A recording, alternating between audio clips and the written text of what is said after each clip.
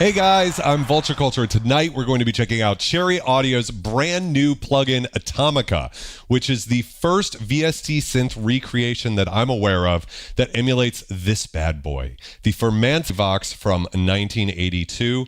This vintage analog monosynthesizer was made in Soviet Russia, and I don't know how well you can see on the stream, but it's all in Cyrillic.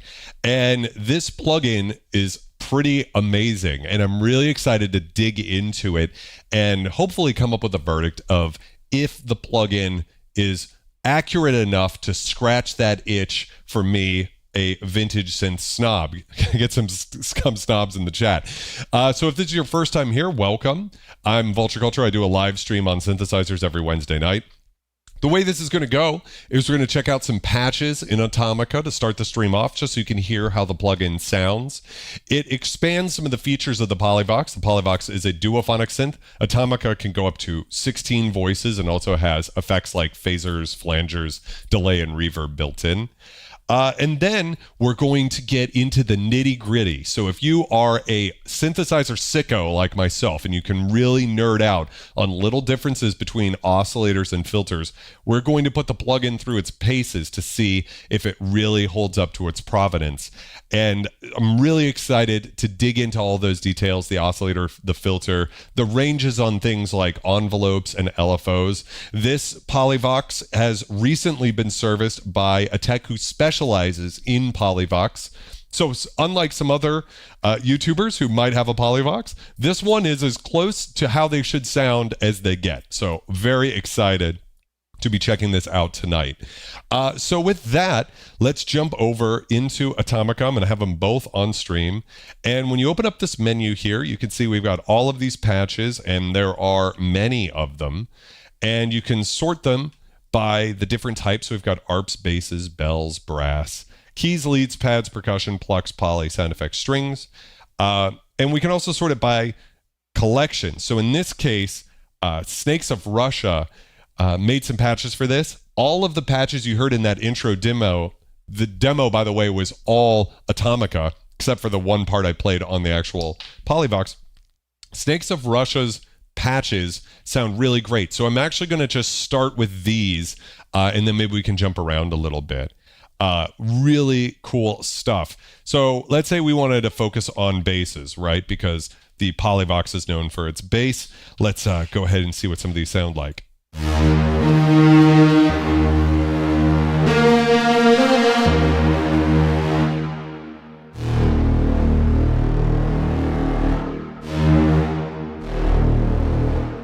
Oh, wait, here we go. Let me make sure I'm in the right spot here.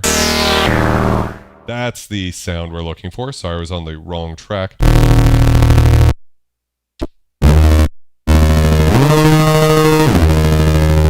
It's using those loopable ADSRs.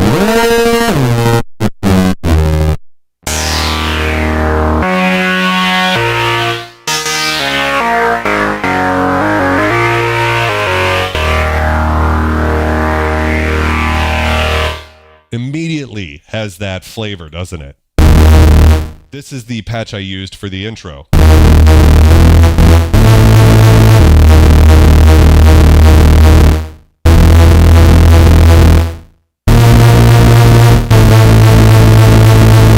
Yeah, just incredible, huge fat sounds. I mean, just ripping.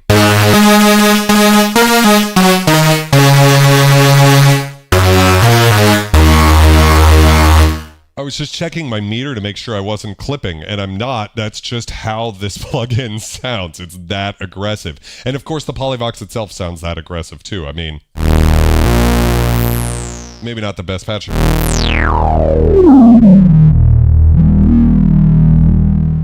Plenty of really brutal sounds from the actual hardware as well. We'll do a deep comparison.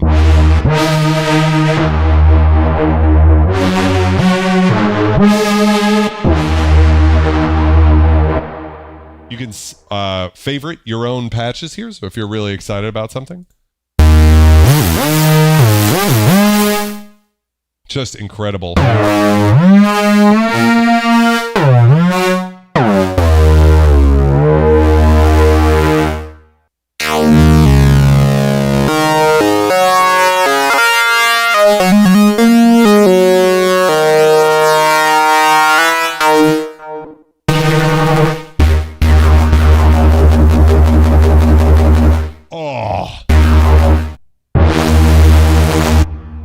I mean, so first off, just before we get into any sort of discussion about, okay, how does this actually compare to the hardware?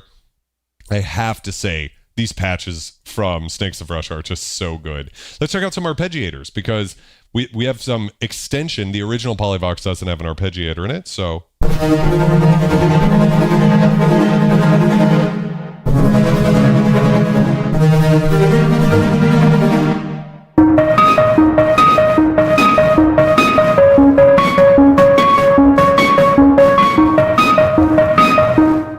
You can hide the keyboard on the VST. I actually wanted to leave it in there so you could see what I'm doing.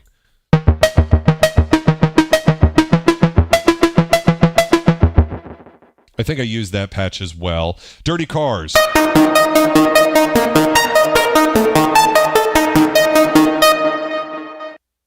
Dusk at Random.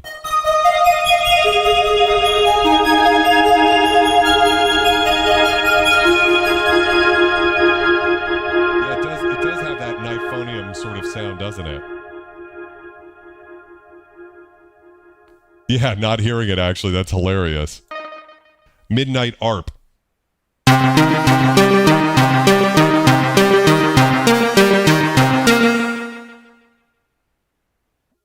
Motor.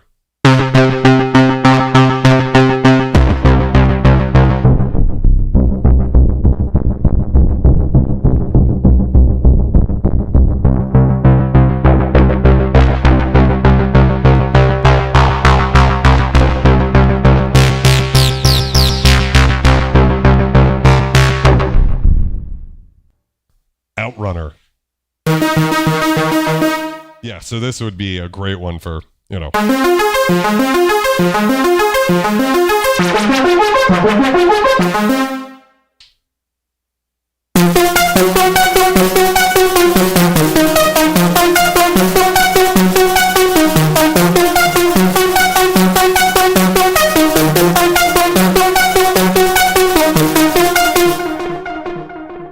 Frontline assembly fan over here. Post Storm self. Kind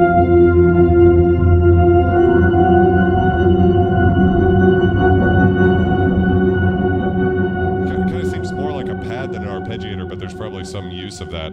Okay, so let's check out some leads here. This one's really interesting. Corridors. Kind of like an almost vocally character.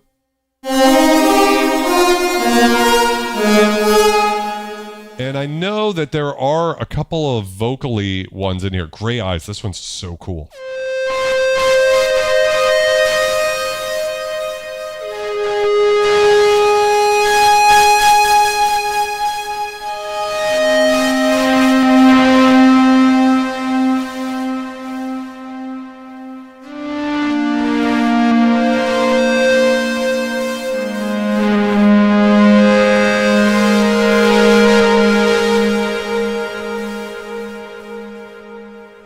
So, I mean, just forgetting about does it sound like a Polivoks for a second. Does it sound good? Yes, it does. It freaking does. It sounds incredible. I love this patch so much. I know I'm going to use it. Haunted Things.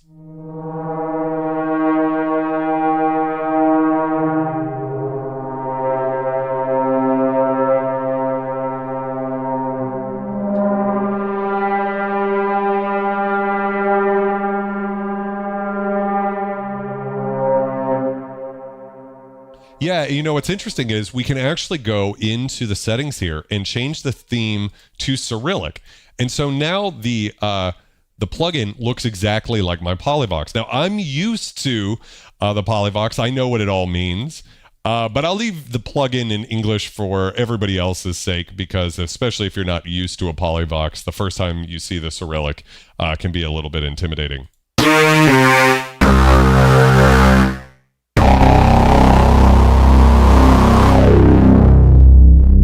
And see that, like, that nature of the filter, the way that kind of has that growl, that to me seems really hard to emulate in software, and it's got that.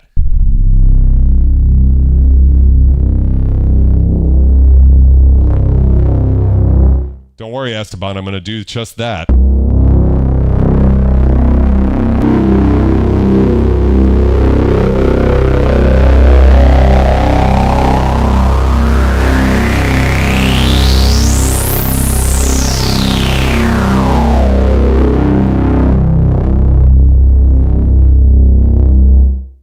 yeah, I mean, we've reviewed a fair number of plugins on this channel, and I have to say this is probably the one that I think I'm most excited by. Of course, some of the other ones have sounded great, especially if you want to make some real vanilla-ass synth pop. But if you want something, you know, I'm an industrial musician, so this type of sound, this is what I use the actual Polivoks for.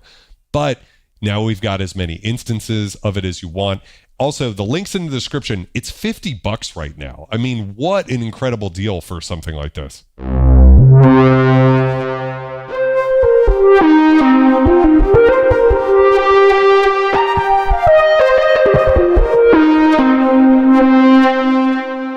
Just gorgeous. Mini Mode, welcome to the stream. I ride Harleys. How you doing?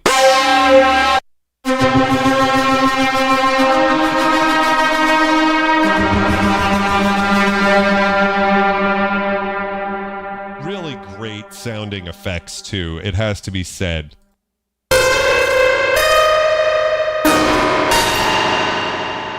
Really rockin' sound. I'm surprised there's not more Oscillator FM going on here.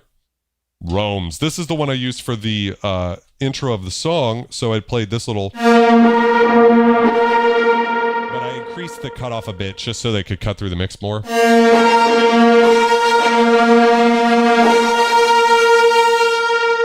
think I messed with I brought the reverb down. So first thing to talk about here is over on the far right here, we've got two buttons that aren't present on the actual Polivoks. And this lets us switch between the main view and the arpeggiator and effects stuff. So if you want to use any of that, we actually have a modulator for the effects, which is super cool. And then over here in the lower right, this is our mix for the reverb. So here's the sound dry.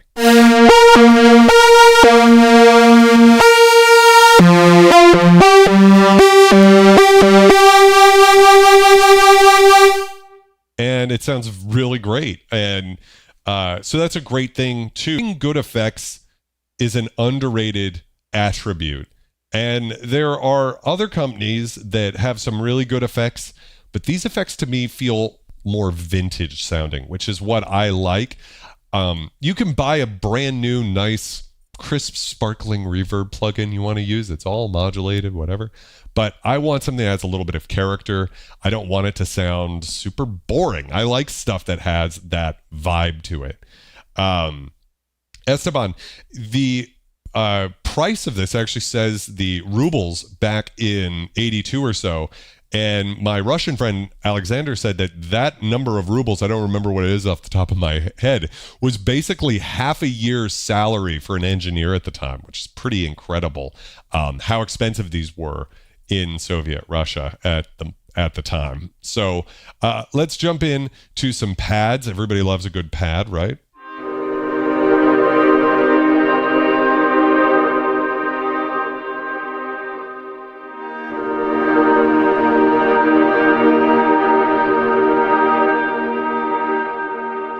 Some scum cheers in the chat. You see what I mean about the reverb having that character though, right?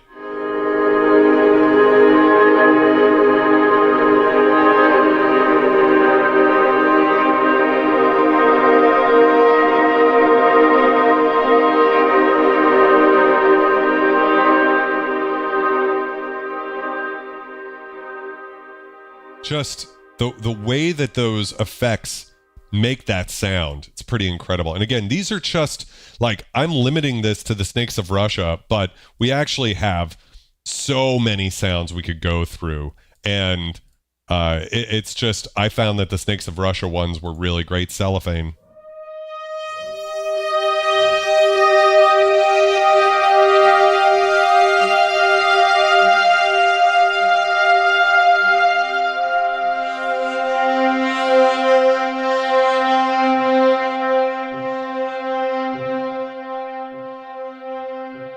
Yeah, just huge.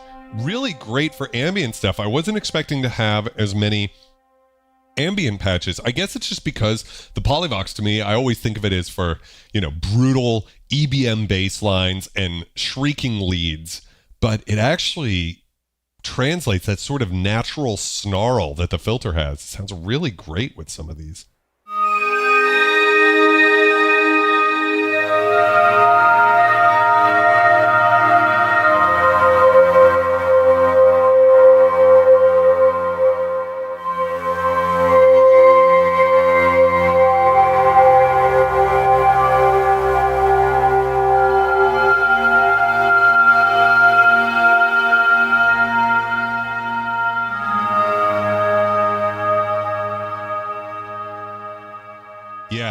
pretty incredible work. Doom Brass. Ooh, that's got a lot of that fucks around.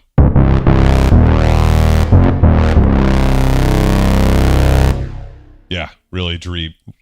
What deep?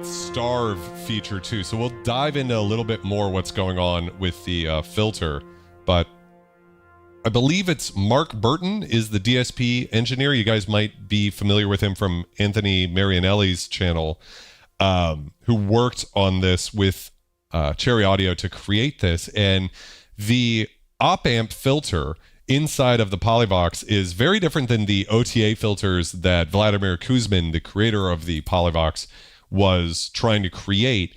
And it has this very unique sound to it. And again, we're going to get there.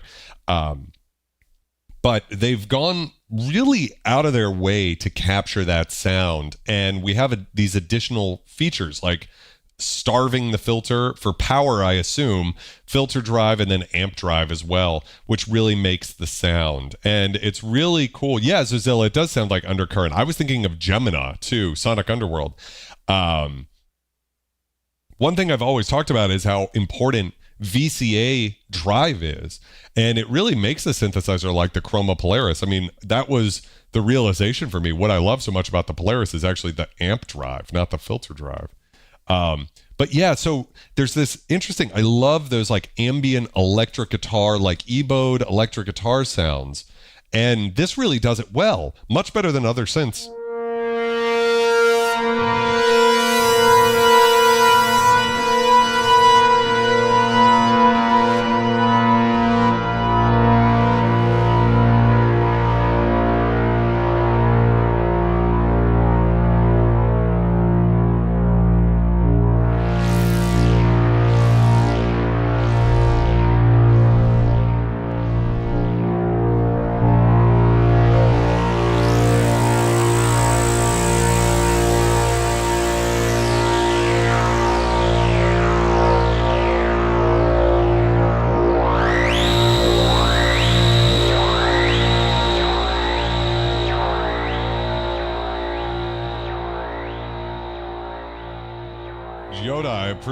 I agree with that. This isn't layered. We're just listening to Atomica right now. How's it going, Mighty Pinto? How's it going, George? Yeah, just pretty incredible stuff.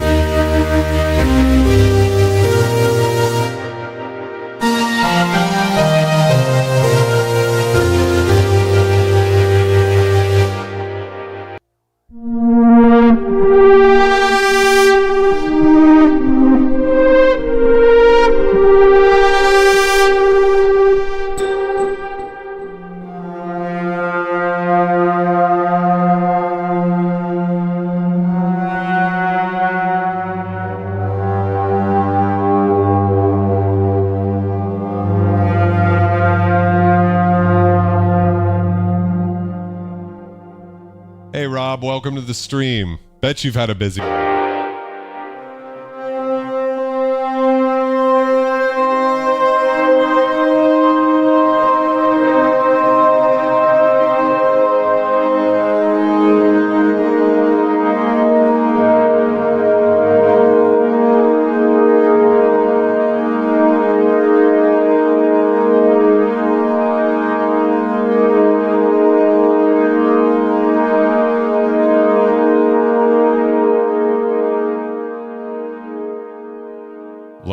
some vodka and that what is it called from Taco Bell? Baja Blast, is that it?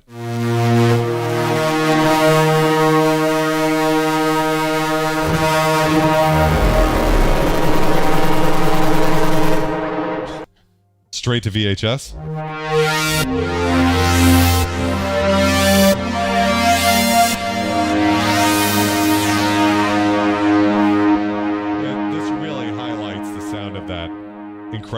filter.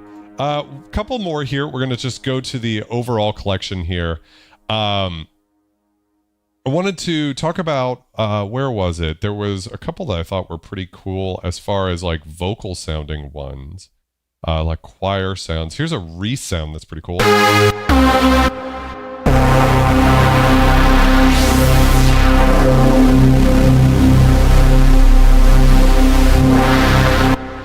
Really awesome ripping one. Here's a, I'm assuming like a mini Moog style lead.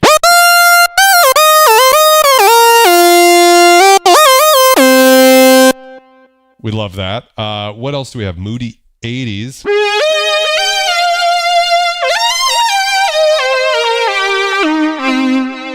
Big 2D cat vibes. Let's see here. I think somewhere in here we had something that was like sort of choiry type sounds. I don't know if I'll be able to find them. There's so many patches, and even if you know what you're kind of looking for. Let's try some keys out.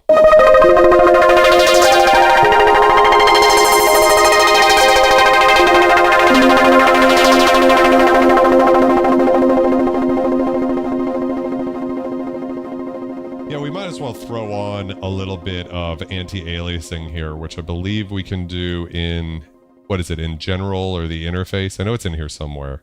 I don't usually bother with anti-aliasing, but I know a lot of people do. Let's see if I can find it. Lo-fi club keys.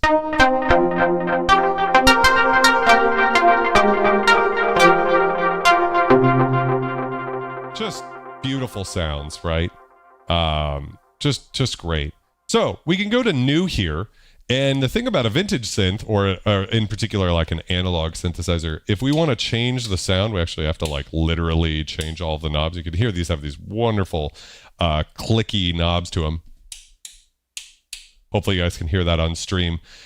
So we could just sort of set it so that it all looks about like it did over on the plugin. So we get something about the same. Let's see, what's the decay set to on both of these? Are set to 2.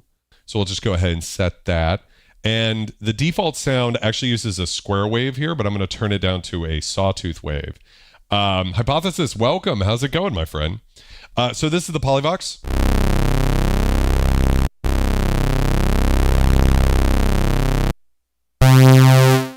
Let's drop down.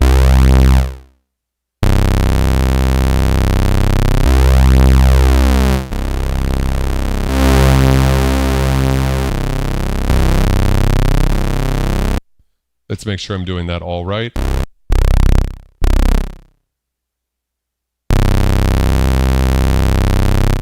I'm going to just check my meters to make sure that I'm right on top of my loudness targets here.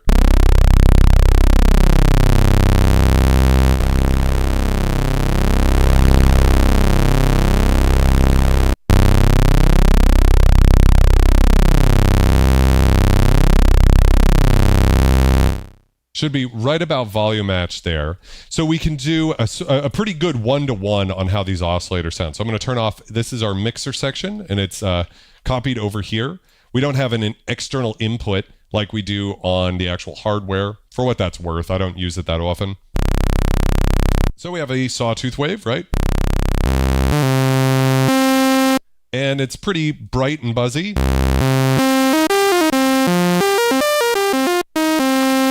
And we can do the same thing. We can change the range up here and bring it up. So on the plugin, I know what part of this is too. We need to turn the sustain up all the way.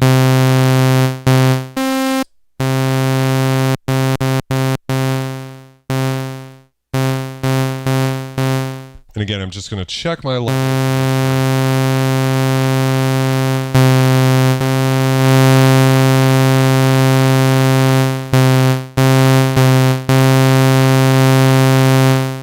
Okay, so the immediate thing you should hear is it's pretty incredible how close they got. And then, let's see, I have to wiggle my hands in here.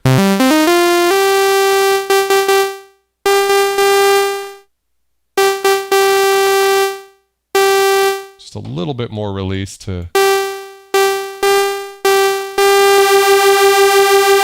Mine's probably slightly out of tune, actually. better in tune. So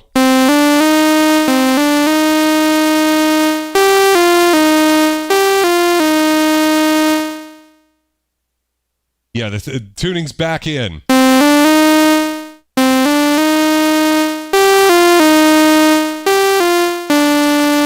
It's pretty incredible. Now, if we bring in oscillator 2, of course, right? So we've got one oscillator set to 8 feet and the other to 2. We can just do the same thing over here. Let's bring it in.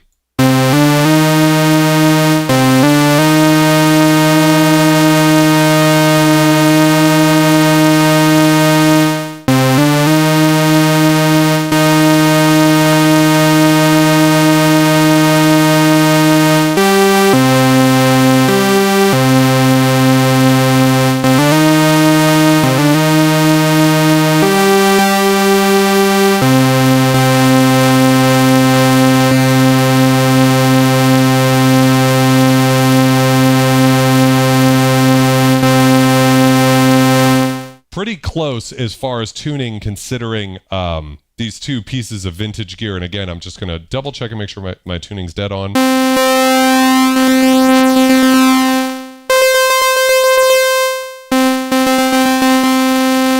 Yeah, it's identical. Let's compare the different wave shapes now. So we started with the sawtooth wave, but so one of the craziest things is how the triangle sounds on the Polivoks.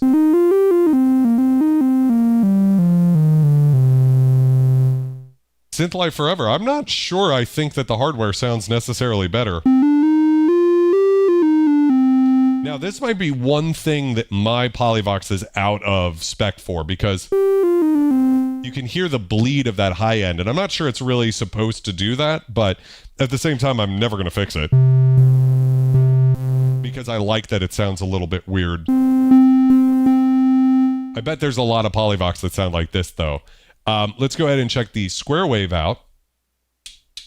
And again, no two Polivokses are going to sound identical, so it's not entirely fair to compare a synth plugin to a piece of analog hardware, even though, like I said, this one is been tuned up by a tech who specializes in Polivokses, severed machines. It's still the case that it might not sound 100% in, so...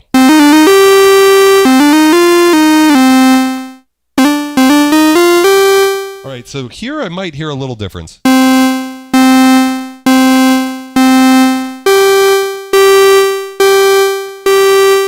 Well, actually, on that G, it sounds pretty spot on.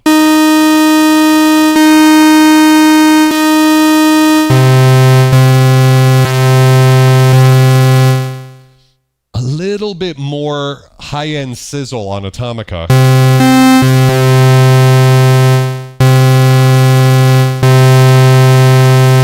Yeah, absolutely dystopia. They're not going to sound perfect.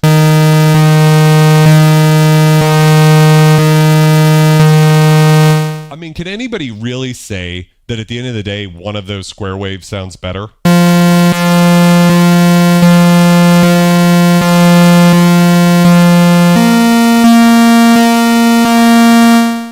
Yeah, that is a thing. So there's a difference between how YouTube treats live stream audio versus how it treats audio for upload. So there's going to be like a little bit, you don't really notice it with something like music, but when you're comparing raw oscillators, you're going to hear a little bit of noise at the top that I'm not hearing.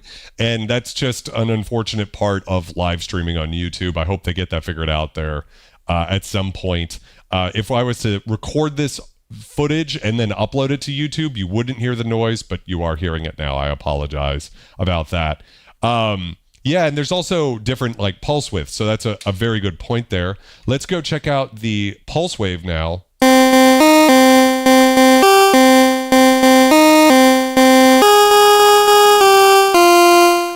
Something like that, and then it's spot on.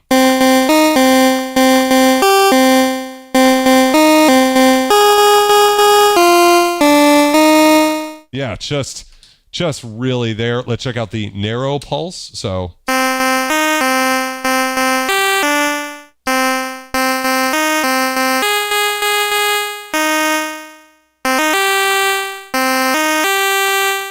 I mean, it's incredibly close.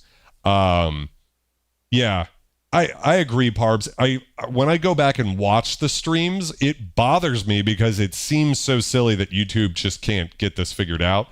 But having said that, the reason is because a codec is designed to work on pretty complex material, like a full song, right? And when you give it something like noise or a simple oscillator, it doesn't really know, it's not tuned. That algorithm isn't tuned to handle that, and it just sort of breaks up, especially in the high end, which is a shame, but it just is what it is. So let's bring in Oscillator 2 and set it back to sawtooth waves on both of them. I'm going to make sure that I've got that, and I'm going to bring both of my waves down to 16.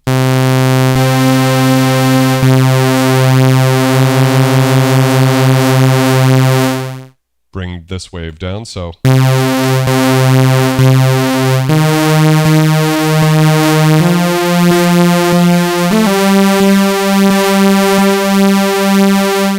I mean, come on.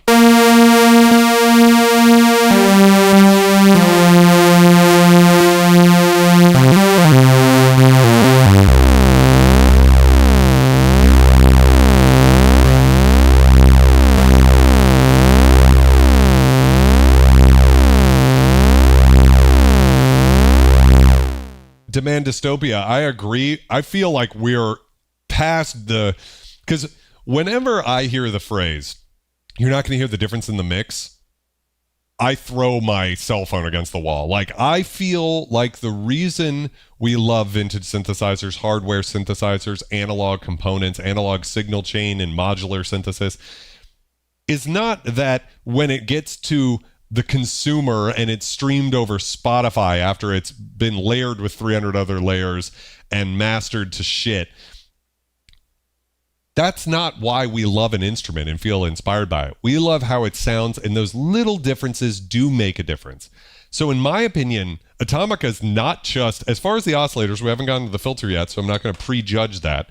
But as far as the oscillators go, we're beyond, like, you're not going to hear the difference in a mix, right?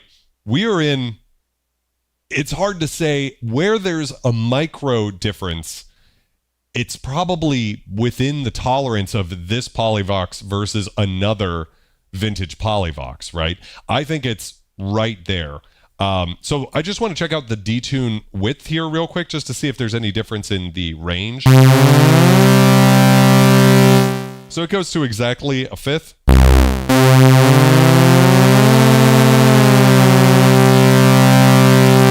Mine goes, to a little bit past that. That could be a servicing issue. It doesn't really matter. I was just curious if it was going to be about the same or not. So why don't we go back to a sawtooth wave? And we're going to do the same thing over here, just the sawtooth wave. You hear a little bit of noise creeping through on the analog one. That might get covered up by that YouTube live stream codec. I mean, it's an error of the analog synth, but it is part of the sound.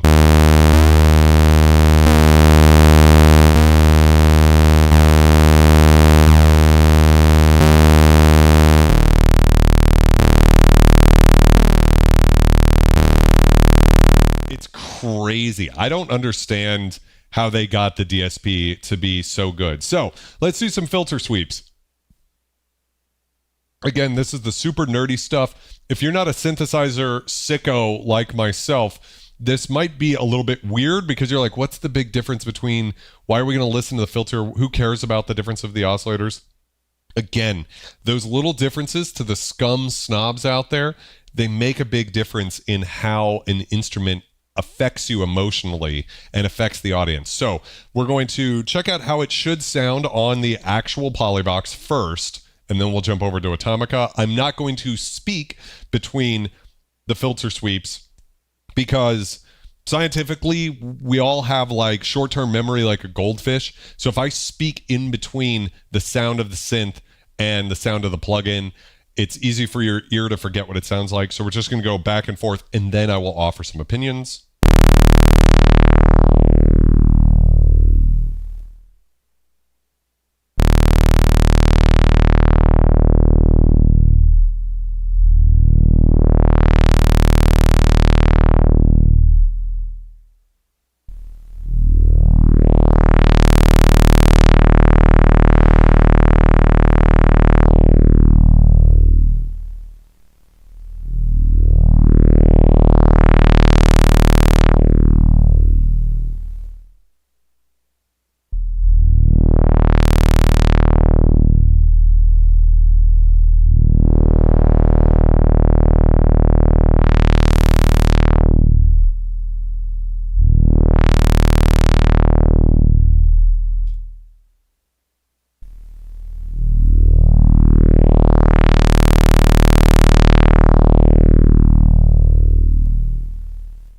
Okay, so what are some things that we're all hearing? Mini Moog says the hardware is boxier. Crazy Beat says night and day. So the first thing to talk about just with the Polivoks sound is the nature of this strange filter. I alluded to it earlier, but it's a completely different design by Vladimir Kuzmin than basically any other filter in the world. He was using parts. There's actually in the manual and on the Cherry Audio website, I learned some stuff about how he didn't really have the parts he wanted to do a typical OTA filter, like a 12 decibel per octave Oberheim filter. Instead, he used programmable audio. This is sort of a part not designed to be used in audio, but he used it anyways, and it ended up making this really flavorful filter. And so going into this real quick, it already, I would say that it's, we could do, I'll double check that my, I have a meter here. Let me just double check and make sure that I'm not actually louder. So we'll just open it up on both and just double check that I haven't made any issues.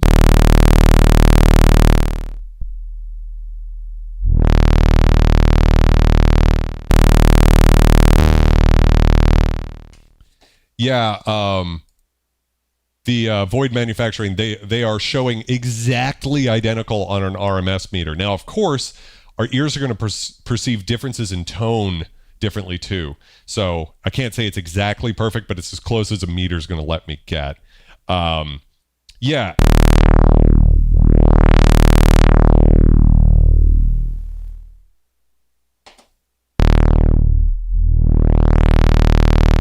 I mean, it's hard to disambiguate the sound because of the noise. Just the, you know, if I have the filter closed all the way, you guys can hear that, right? Just that it's already getting it out of the, you know, that's already kind of like obscuring the sound.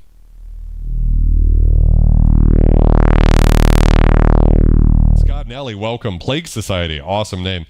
So the thing is, yeah, there really is sort of a snarl to the filter with the resonance all the way down.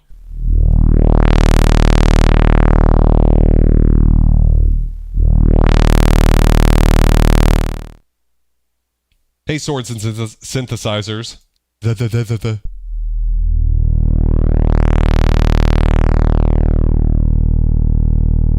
So, like, there's the thing is this interesting sort of, like, pushed...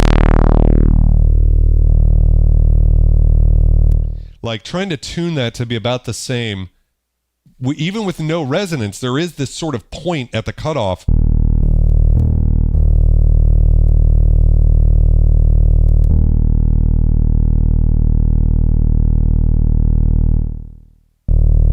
A lot more coming through on the hardware. I'd be curious to see this meter now that the filter's down.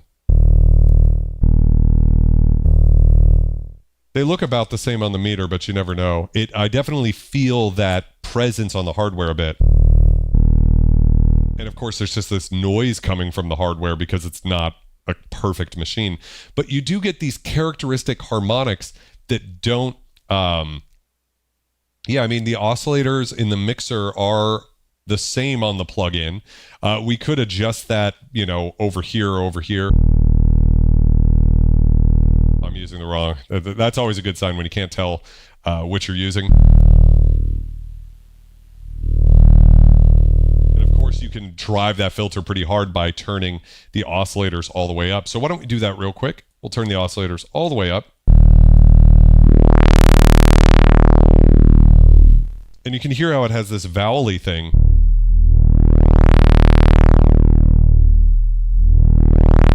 Oh, I see one of the huge problems here. The starve was all the way up. Is that just how it defaults? I feel like I thought the default was a little less than that. But I could be wrong.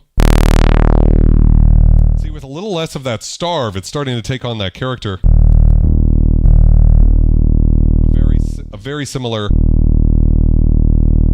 I keep doing it. I keep going to the wrong one.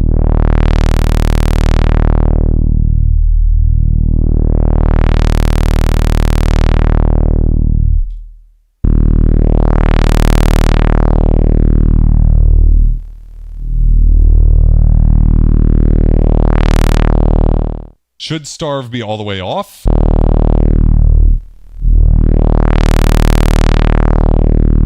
I thought I initialized the preset, but I might have made an error. That's the beautiful thing about doing this live, is errors are abundant. Well, that would explain why there's a difference. So we'll do another filter sweep again, cut off all the way down, and we'll see what it sounds like with the starve all the way off.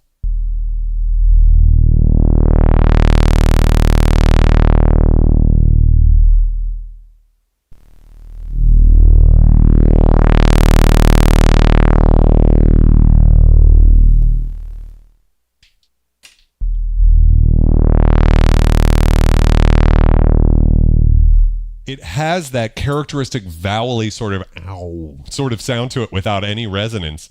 But I almost think you need like a little starve or a little filter drive or something to get it into that same level of nastiness.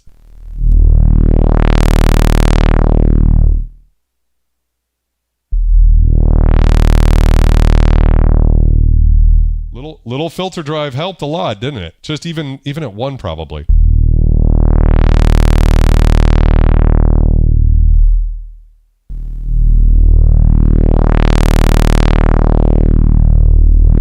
Definitely getting a little bit more of those higher mids too.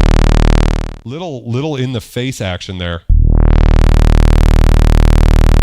I'm not getting quite as much from there, but I mean, it's freaking close. Let's increase the resonance to 2. This is normally, we would never spend nearly as much time on just a vanilla filter sweep with no resonance, because it would probably just sound super boring. I mean, basically a digital filter, an analog filter, they all sound about the same with no resonance, but not the case with a Polivoks or with Atomica. They really do have a certain character to them. So resonance at 2, and again, there's going to be differences in scaling. It's more about how it sounds all the way up, all the way down. So we'll see.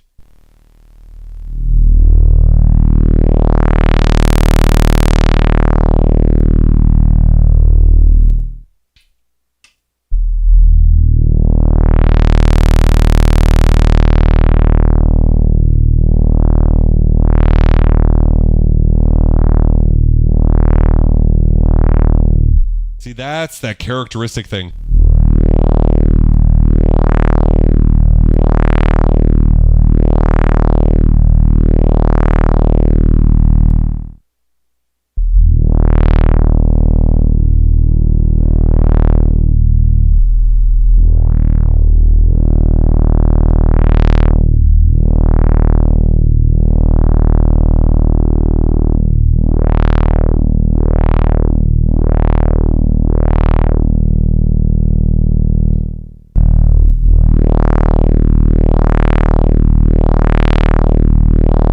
Knobs are getting hot, Dub.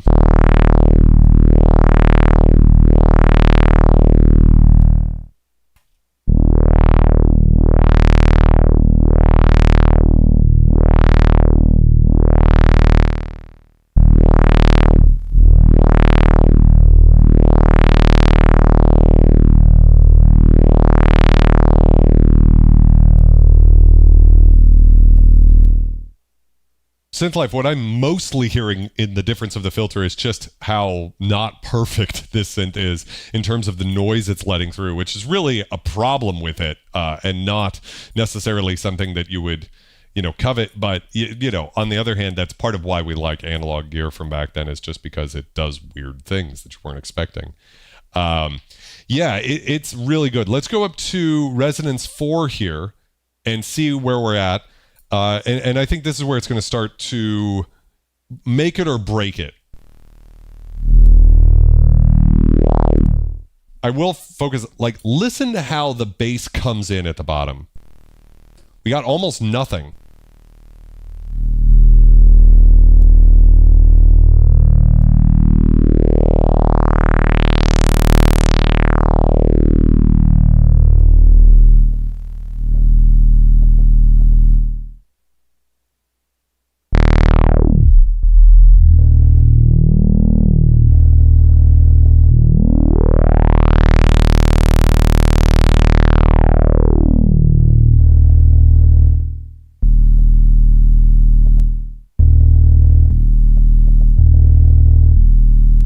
Biggest difference, again, that noise.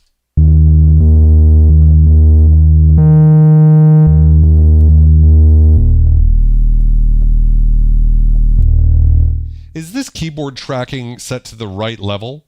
45%? Is that where that should be set for this type of comparison? Because that'll make a difference as well.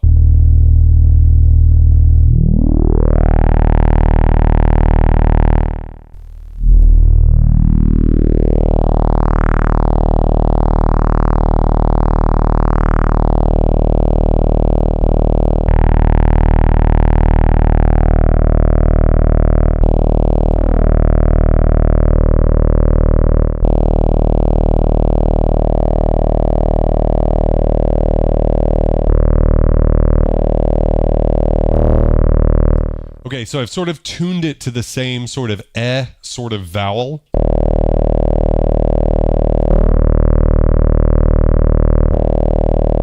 I'm sorry, do you mean key tracking should be at 100%? Or does it mean, because it defaults to this value, I believe. It should be 45. Okay, cool.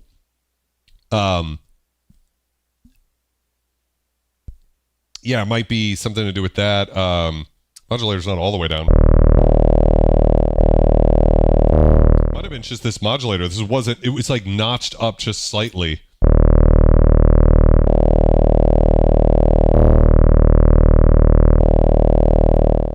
Monty asks, why is this important for you to compare these? And the reason is, in my opinion, if you're going to make any sort of product, hardware or software, and you're going to say, hey, this sounds like that. There's been so many companies that have gotten away with slapping a user interface on some real basic ass oscillators and filters, Behringer, and releasing a product that doesn't sound anything like they claimed it to be. And the thing is that to me isn't great. It's a bad thing. I want people who might spend their hard-earned money on a product, whether it's a vintage synth or it's plug-in recreation, to know exactly what they're getting. And it's clear to me that Cherry Audio have gone way above and beyond to really capturing the sound of this synthesizer. I think it's just incredible. And, I've tried out some of the other plugins and I thought they sounded good. But this one, for me, sounds great. I don't know if that's just my bias towards this type of synth. But, yeah, I hope that answers your question.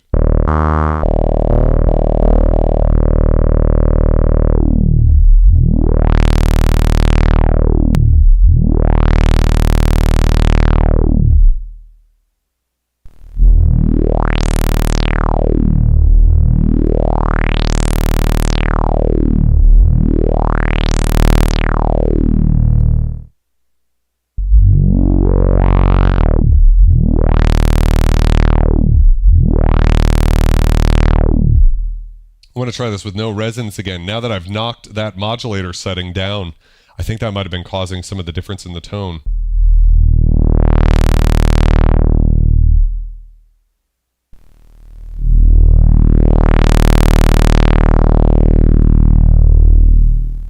still a little different, but man, that even brought it closer, didn't it?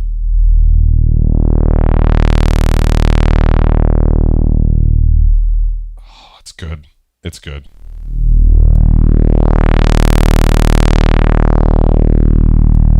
I told you this was going to get nerdy, but... Okay, before I drive everybody crazy, let's go up to Resonance 5 and just compare how these sound. So, Resonance 5, Polivoks first.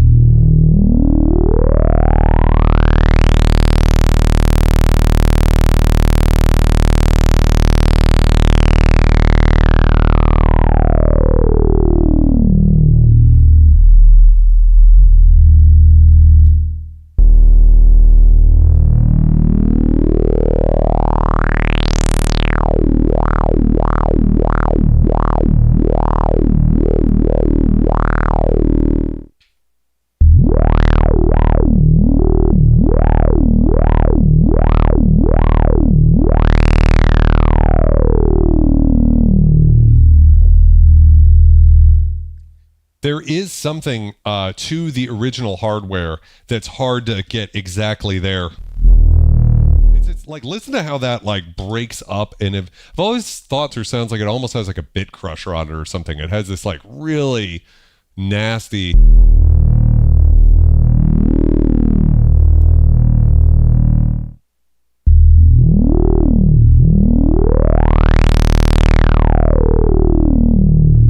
What's interesting about it is, to me, this filter sounds like it got the snarl, the sort of vowely characteristic of the Polivoks. It doesn't always handle the harmonics the same way. You know, you get these sorts of interesting mid-rangey tones from the Polivoks. This feels more just how a filter should perform.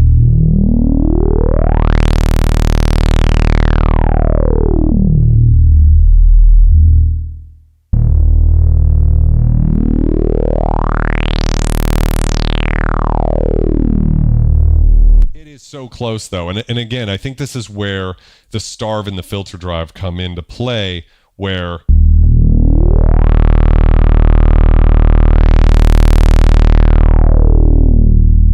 I don't know if it's filter drive or amp drive. Let's try the amp drive.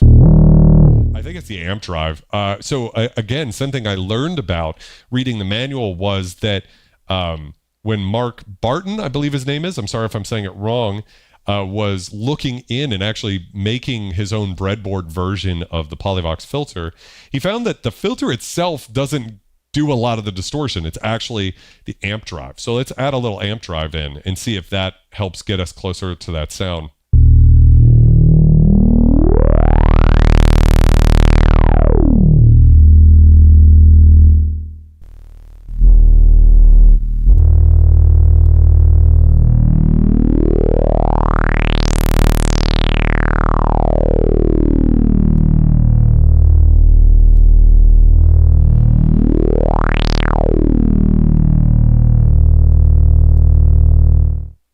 I could do that, Scott. I just didn't.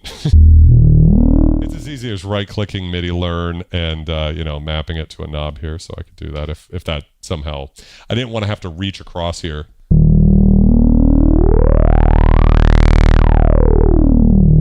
Also, I could sometimes get that like some sort of, I'm going to unlearn that.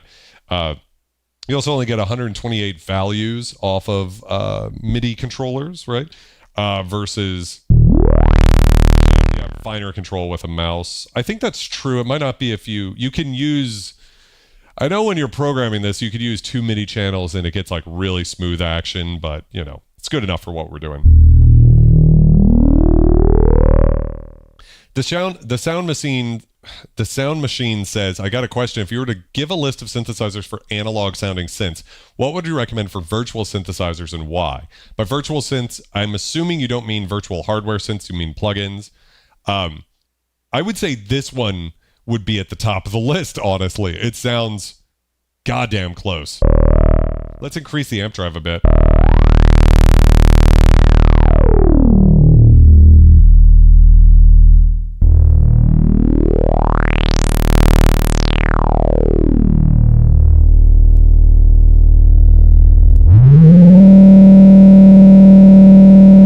Now let's take the resonance into that screaming territory.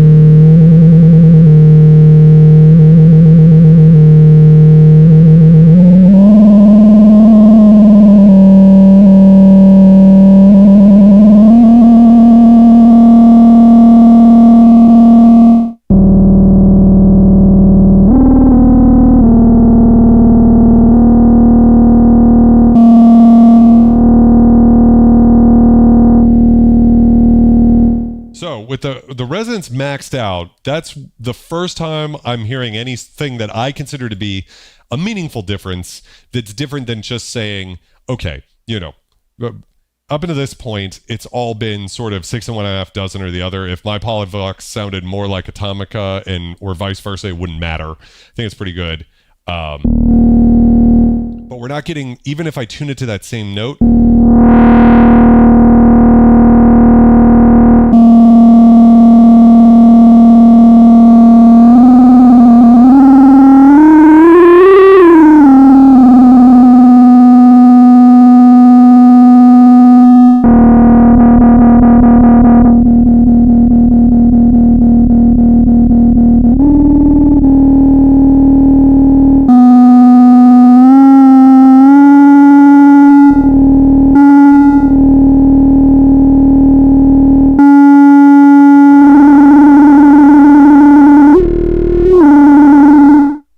thing about the synthesizers, the hardware, by the way, is that it just goes from like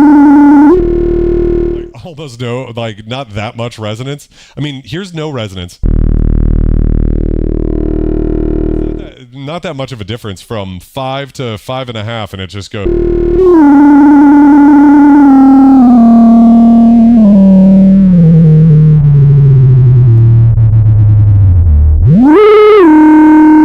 I bet it's a little harsh. I apologize that, but the science calls.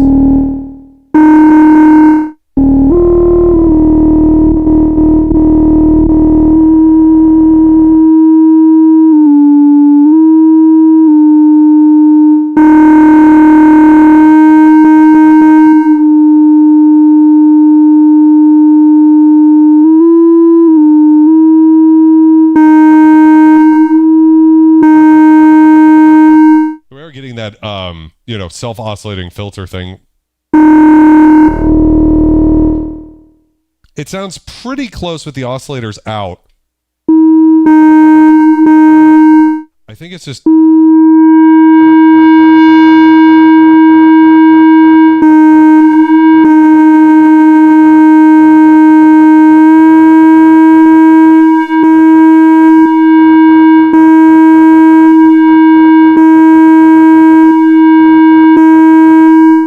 so by increasing the amp drive to about 50%, that seems to get that resonance peak about the same with the oscillators off.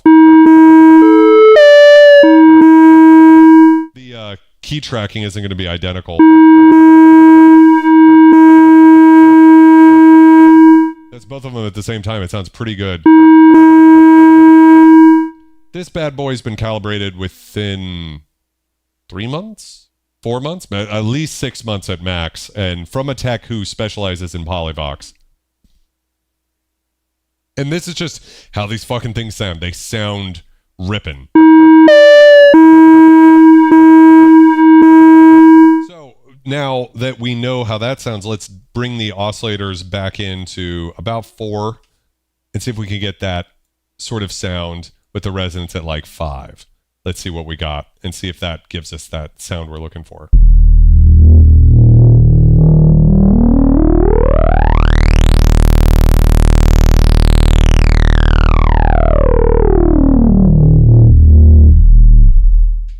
I mean, if I was listening to this just on its own, I'd be like, that's a Polivoks. That has that character to it. But comparing it to the actual hardware, there are differences.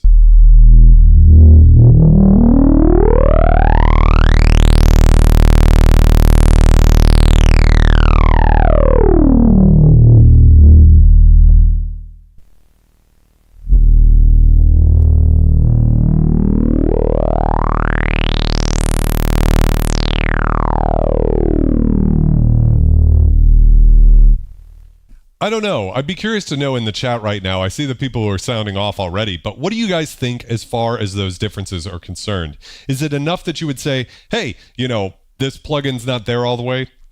For me, when it comes to the filter, it is goddamn close. It's not identical, right? And we can hear that. The oscillators are virtually identical as far as I can tell. The filter is close. I'd be curious to see what it's like with two oscillators now, because sometimes that can reveal a different side of it.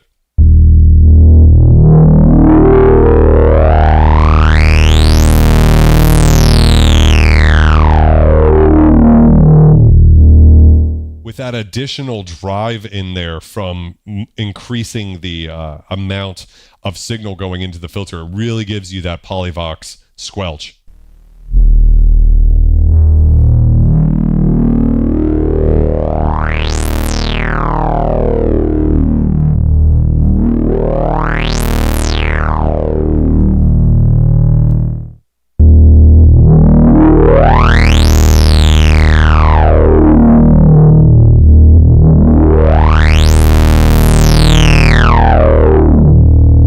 Okay, so with the amp drive at 3 on the plugin and 2 oscillators in, I like the sound of Atomica better than the Polivoks.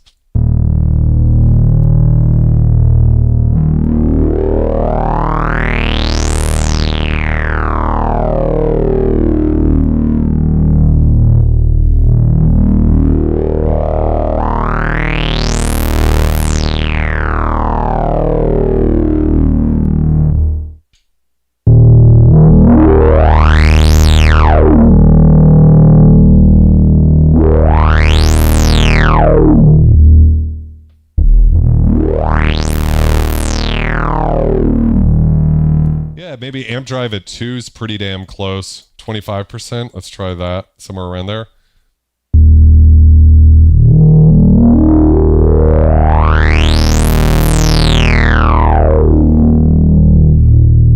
So I'd love to know, what is the purpose of starve? I heard it can make the filter bubble, but what does that really mean? And is my Polivoks starved for power? Is that a thing?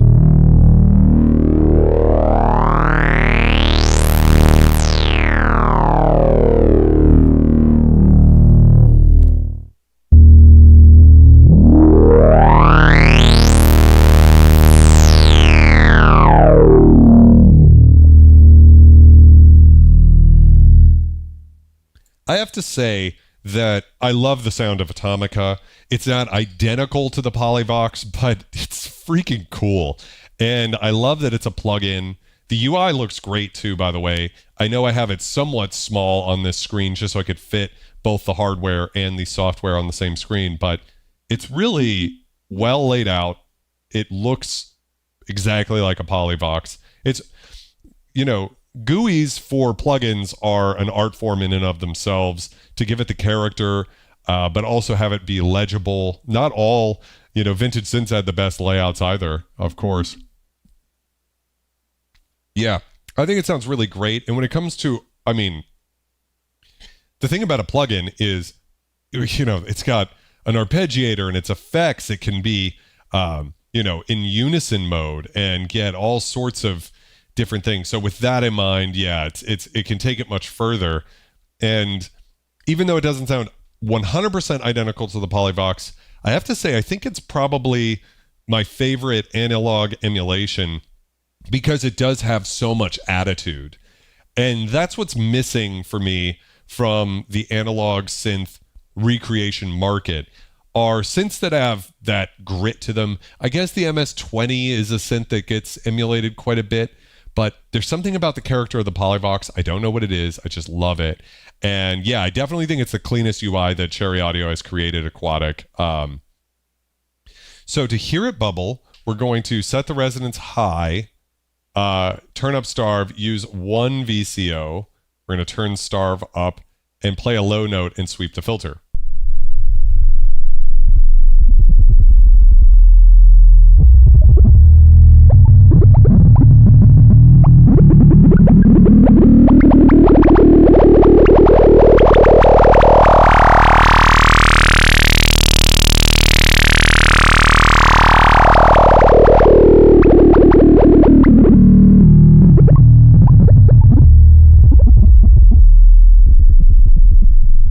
So what exactly is going on, though? I mean, that is a fascinating sound. And I'm assuming it sounds like from reading the literature that it was inspired by looking at the model or looking at the filter itself and seeing how it works. And I'm assuming this is like if you starve it of power.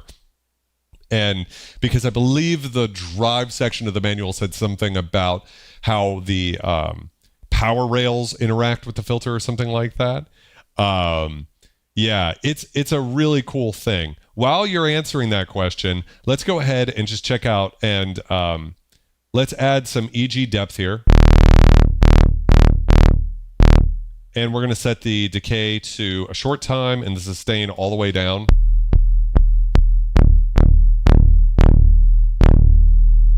And we're going to try to get a similar sound on the Polivoks with...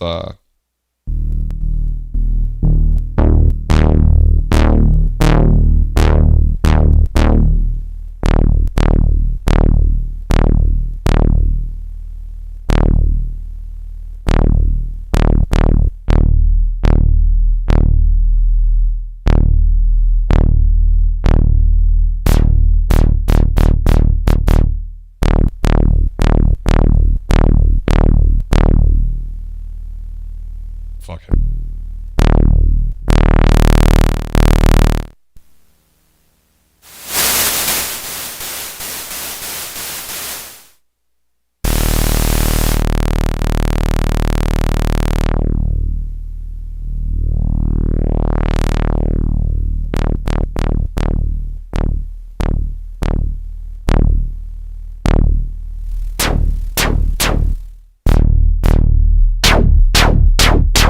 Pretty close.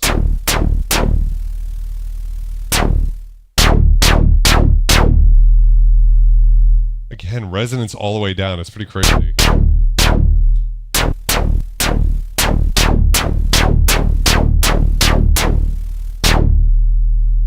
Yes. Yeah, very interesting. So what I want to see is with the loopable ADSRs. So what that's going to do is cause the ADSR to loop, so we have to make sure our release is all the way down. And we'll see how that compares. So on the Polivoks first, right?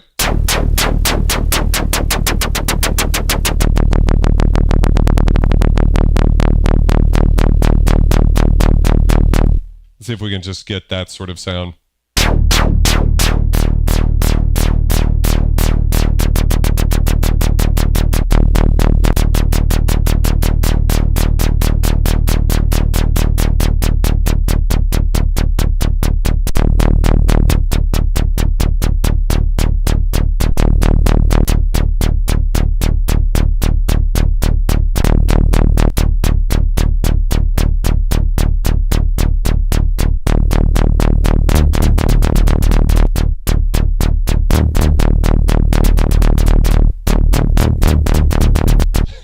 This will drive you crazy, won't it? So let's see what the range is when I bring this all the way down.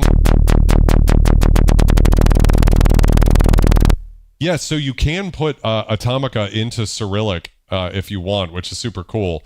So now it's all in Cyrillic, which I'm used to reading, but for those on the live stream, I figured it's better if I don't do that. And over here, let's see how close we can get. We can actually go much further. That's the most I can do on my Polivoks here. We can go into audio rate and get some really interesting sorts of sounds.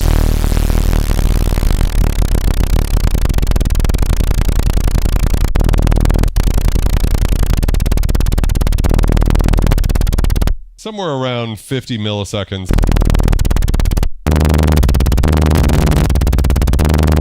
Right, and and I don't have the setting set. And then going all the way to the other side, let's see how slow we can take it.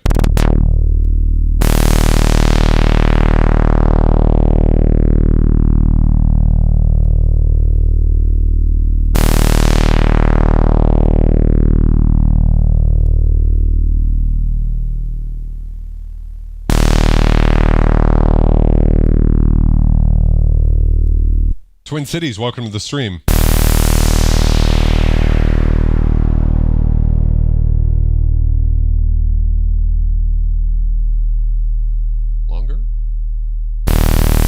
Longer.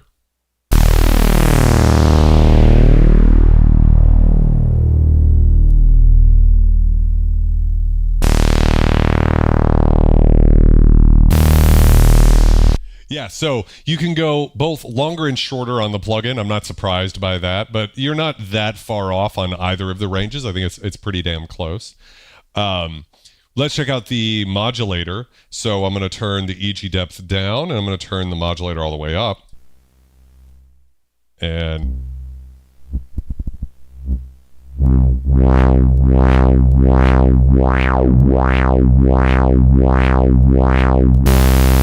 we'll try to get this sound out of it.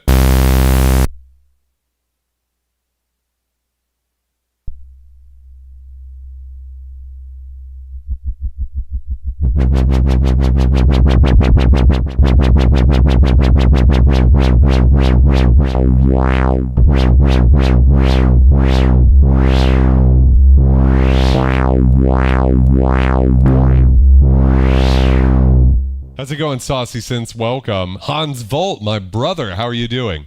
We are deep in Soviet Russia right now, and you're the perfect guy for this stream because you've got a bunch of Soviet synths.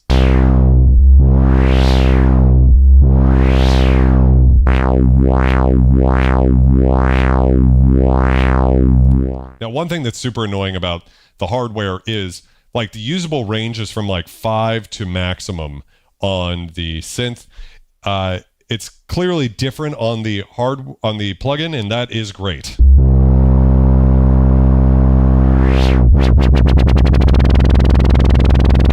You can go all the way up to 20 hertz.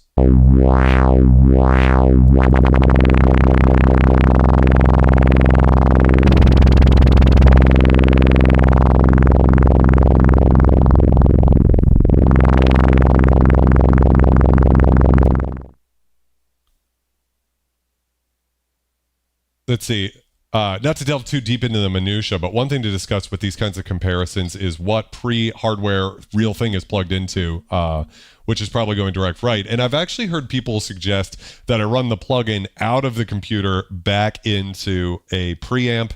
That's an interesting discussion. This is going into a Focusrite Octopre, so their preamp that they make, which is not the world's greatest preamp. However, it is what it is. It's probably coloring the sound somewhat, but I'd be surprised to learn if it's coloring the sound so much that it's like affecting how we perceive the filter. It is cool how it has this sort of bubbly sort of sound that sounds like that.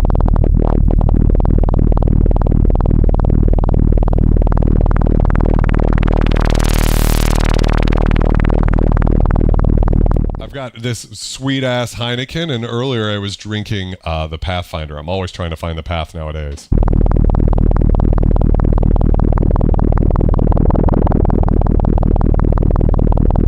Yeah, you're definitely going to get a different thing with a preamp for sure.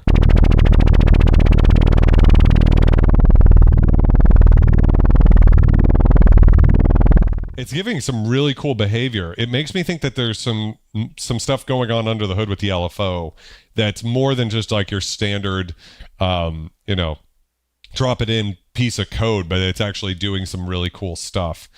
Some things to talk about here, that some options we have on the plugin that you don't have on the hardware.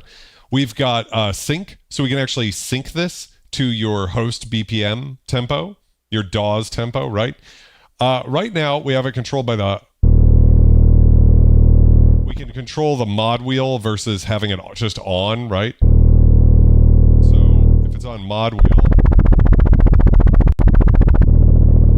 right? So we have differences there. And we also have key reset. So this turns the LFO into a polyphonic LFO, meaning that every key press is its own LFO as opposed to a global LFO like you have on basically almost every hardware synthesizer. You're starting to see it with more synths like Dreadbox Nymphs, for instance, has a polyphonic LFO. Yeah. So Twin Cities Oxygen says, what's your favorite synth you've acquired in 2024? Well, it wasn't a Jupiter 4 because I've let that go. So far, it's got to be the Modulus 002. I can only imagine. So that's that white one up there. But we haven't had it on the channel yet because I want to do it justice. Jumping over into the voice assign. So this is super cool. Why don't we turn the oscillators back up? Let's just get back to a basic sort of saw sound, right?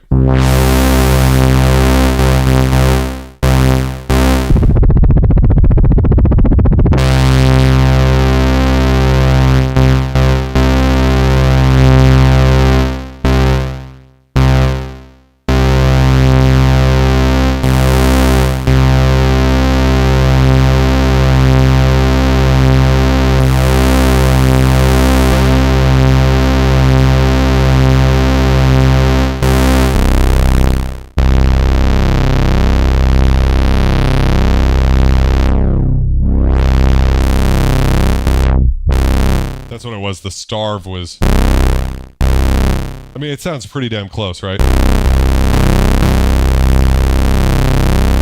Yes, I'm just going to go into the duo and poly modes, but I want to just cover a couple of things here. The first is the glide, actually. So if I turn glide on both of the synths here, you'll notice that something I didn't know. I've always thought the Polivoks has an interesting glide characteristic, but I didn't understand what was going on, and after reading the manual for Atomica, now I do. The glide only affects one oscillator, so you get this sort of really cool bent sound on one oscillator, which is great for brassy type stuff. You know, doesn't that have that, you know...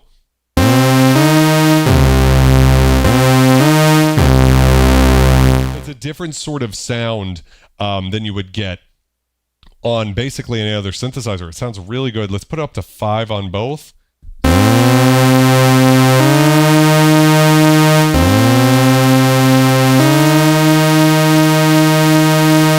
Yeah, so pretty much sounds pretty much similar there.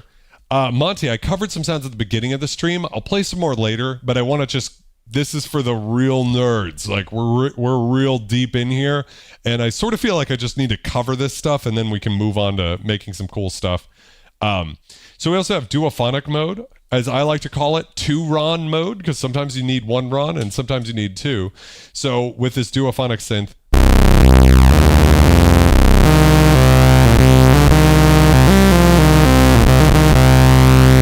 yeah, it's always an interesting discussion about, like, is duophonic worth it?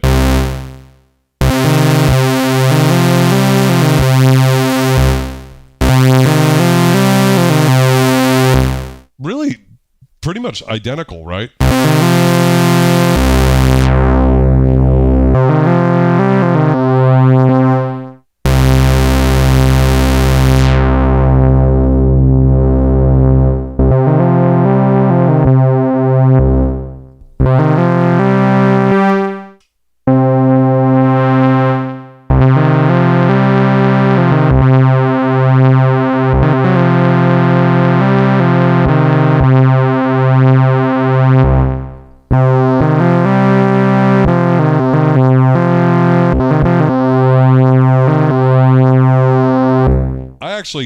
like it sometimes for these types of things, like different kind of texture forces you down a path you would normally not go. But I do agree that duophony, if that's how you say that word, is one of those things that it made sense before there were polyphonic synths, right? That you could get that extra note in there. The difference between only being able to play one note at a time and being able to play a third above it for a harmony, right, is huge. But as soon as there were synths like the Korg Poly 6 and the Juno 106 available on the market, then, this synth came out the same year as the Prophet 600 and the, what am I thinking of? The Roland Jupiter 6, right? So there were a lot of synths that had a lot of polyphony at this time. So duophony, probably not the biggest thing. But now we can go where the Polivoks can't go, which is up in voices. We have multiple voices.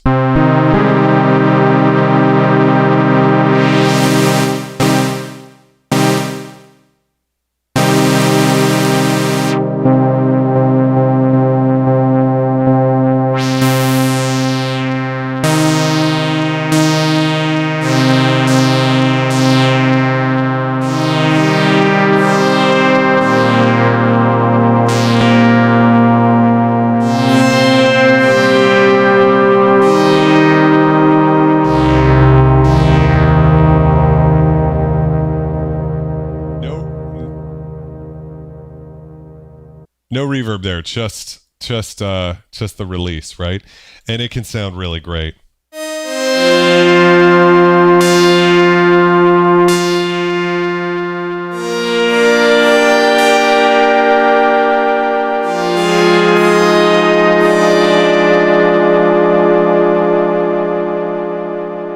And such a characterful sound, right, too? So, in the discussion of does this sound like a Polivoks, I think, when we're discussing this, it's like, all right, for something where we have a number of voices, we can take this all the way up to 16. That's a little extreme. I think 8's probably fine. Wow, just incredible what could be done.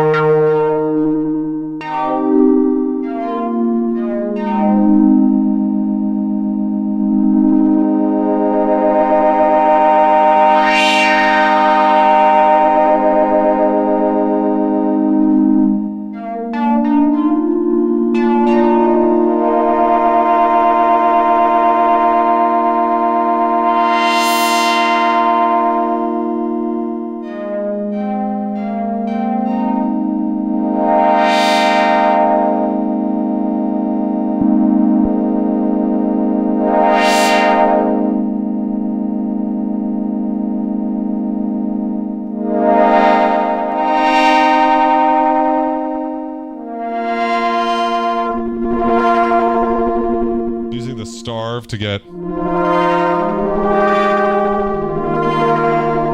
really cool textures.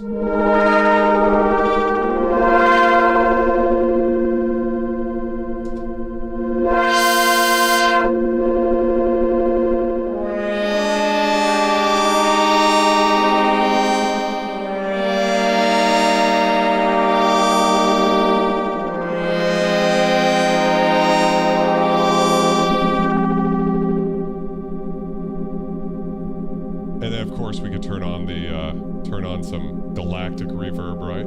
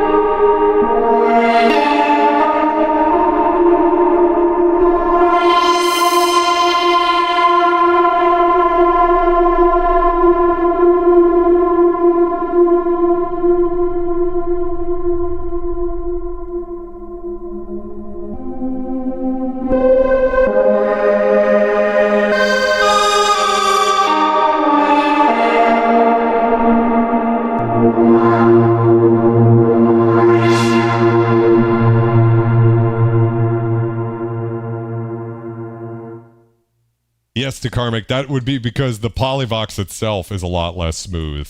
So why don't we just jump over? I'm going to kick on some Valhalla reverb on the Polivoks and see if we can go somewhat into the same territory, right? Of course, we're not going to be able to play it polyphonically, right? But we'll be able to maybe create some cool sounds anyways.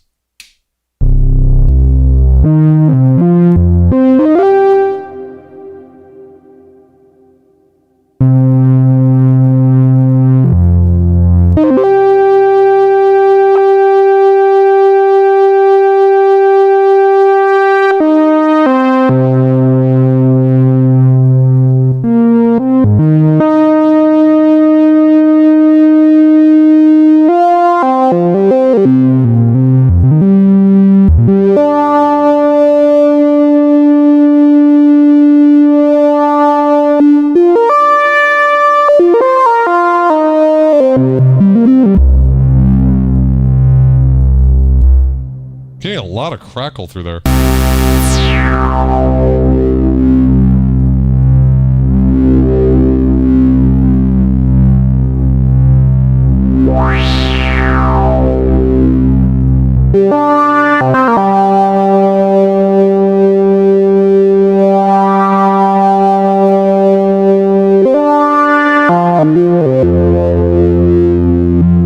Yeah, I wonder what that is. Let me see if maybe I swap cables here real quick, just to see if that could be in any way influencing the sound. That'd be fun to do a vintage synth shootout with a crackly fucking cable. Let's see. Let's try this one instead. Let's see how this cable sounds. Let me just scroll over here and grab that. No more crackle.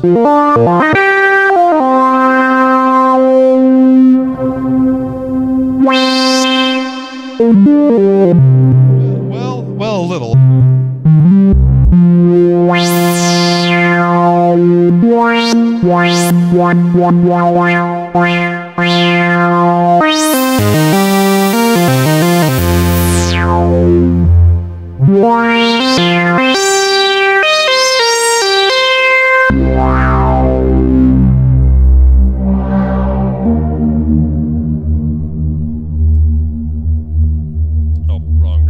Wrong thing over here. Let's turn unison back off, back to mono mode.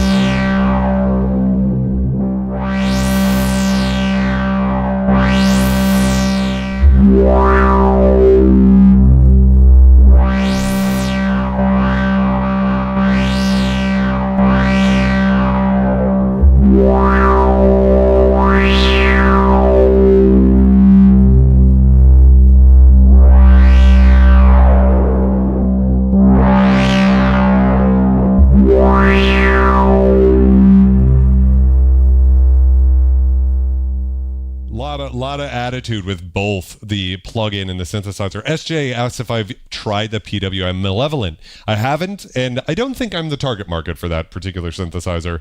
When it comes to vintage synths, Duophonic was all they had. But when it comes to, I think it was Dubstation Zero who said it first, where it's like, the thing is, vintage poly synths are kind of where it's at. I haven't yet. I do want to get my hands on a Yamaha CS30. That's sort of like one of my white whale synths. And that synth has a lot of depth to it. Hans Volt can confirm that. A lot more to it than just, a lot of mono synths from that era. Alex Ball said it's the closest thing that Yamaha ever got to making a modular synth, and that appeals to me. As far as mono synths, though, I have to say I'm not super in love with almost any of them except for the Polivoks. The MS-20 is great. Sounds great. There's a lot of, there's good ones, but what's interesting is compared to modern modular synthesis, there's usually not that much more you can do with the mono synth than you can with the poly synth. Sometimes you get an extra wave shape, you could extra LFO. I think like mono poly can do a little bit more than the poly 6 for what it has, like in terms of architecture, I guess is what I'm saying. Yeah, but for me, Taryn, thank you so much. I appreciate you being here, my friend. CS15 is super cool synth. Super cool synth. I want to get my hands on the CS30 though, and I really want to. I like the idea of the 30L for the brightness, but I think the CS30 with the sequencer, because Hans Volt was telling me you can use that as a mod source. So for me, using it as just like a pitch CV sequencer, not that interesting. It's basically an arpeggiator type thing. Real simple sequences could be fun, but am I going to use it? I don't know. But to be able to use it as a mod source, get into that sample and hold territory. And interesting that Taryn's like, yeah, it's not that versatile. The truth is a lot of vintage mono synths just aren't that versatile. Malevolent, I think, probably is.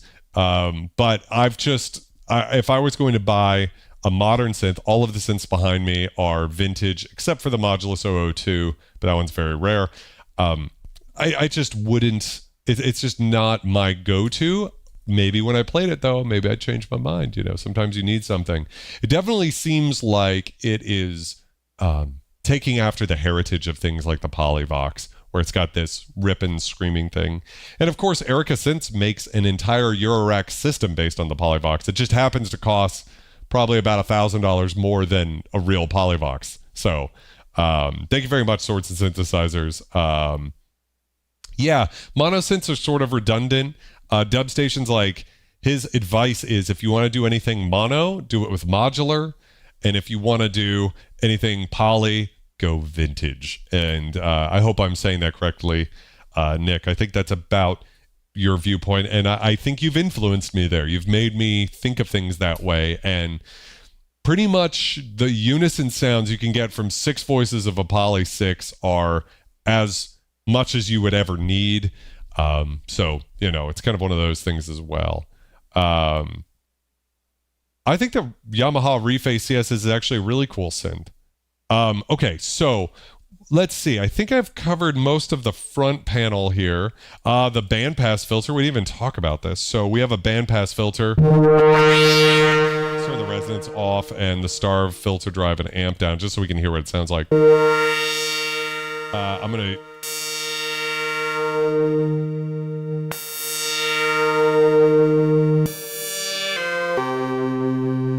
And we'll do kind of the same thing here. We'll try to get that sound.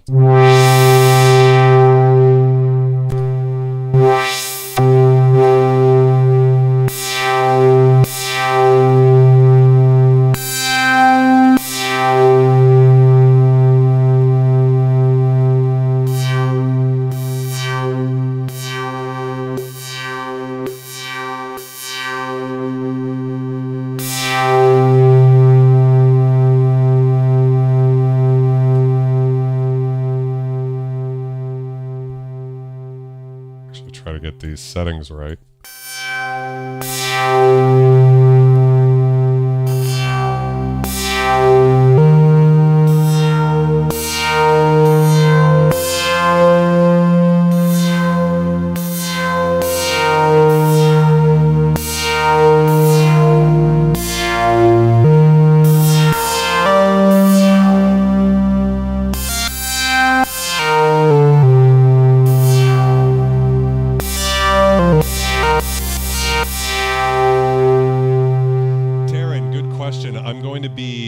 Legendary series, probably picking it up next week, I think, with the Poly 800. Clearly the most legendary of vintage synthesizers, the Korg Poly 800. It might be the week after, depends on how things are.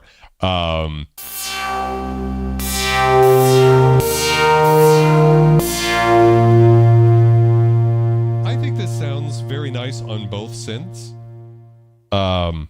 Yeah, it sounds pretty close. So we've got a bandpass filter. It's useful for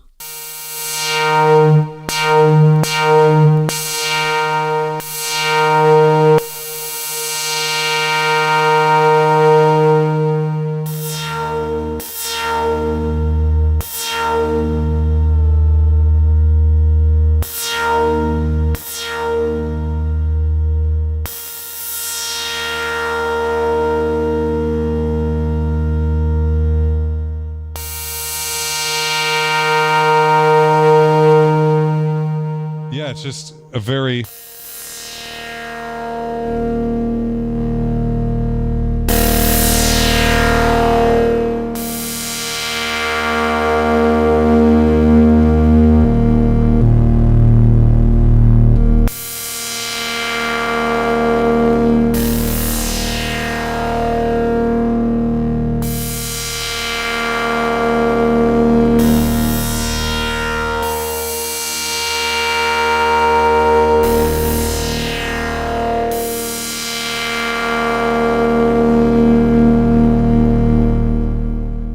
sound really great. So we've also got, so here's another that just takes the plugin way further ahead than anything you can do with the software. I'm going to put it into 4-voice mode, and we can now play chords with a high pass filter.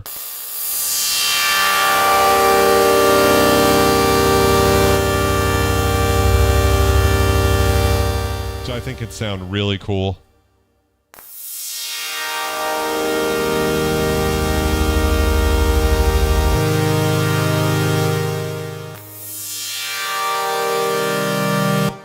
Put it into 8-voice mode so we don't get any voice stealing.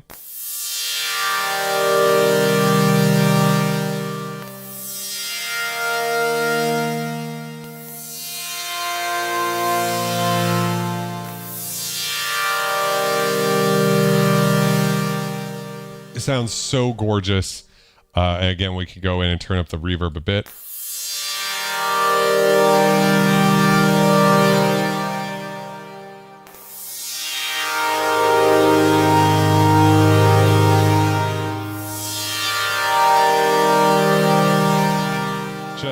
Just beautiful.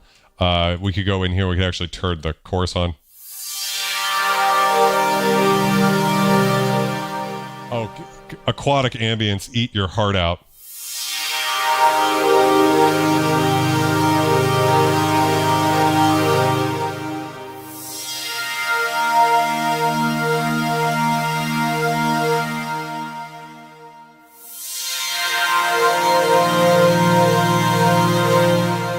Just gorgeous. Now, let's go into Oberheim territory with the notch filter.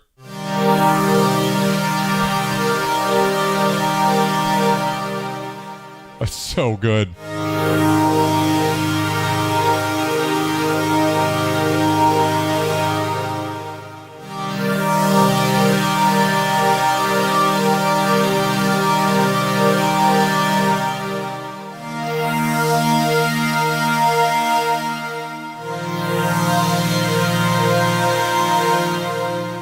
Yeah, the YouTube algorithm compression is going to add a little bit of noise to the top end. I believe it gets cleaned up a bit, actually, after processing. I apologize, guys. It just is what it is live streaming on YouTube. It's one of those things. I actually, at one point, thought about just giving up on live streaming on YouTube until the codec gets better. But for me, this is with no resonance. You could see it right here. I don't know how well you guys can see this on stream. It is pretty small. But I don't know. I think doing this live where you guys can actually ask me questions, and think about the time that we were checking out that drum machine live on stream and then it fucking crashed, right?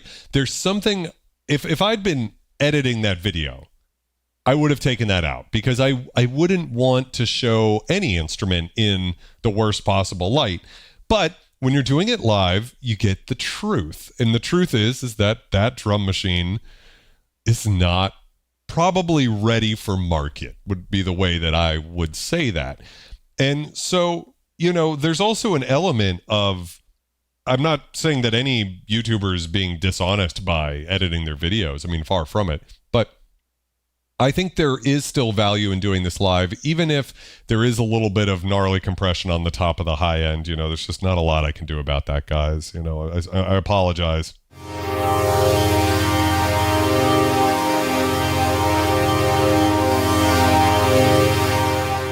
Doesn't seem like the resonance does anything with notch, and that's so fine, because I'm actually kind of like a pet peeve of mine. Is like, I don't really like notch filters that have resonance.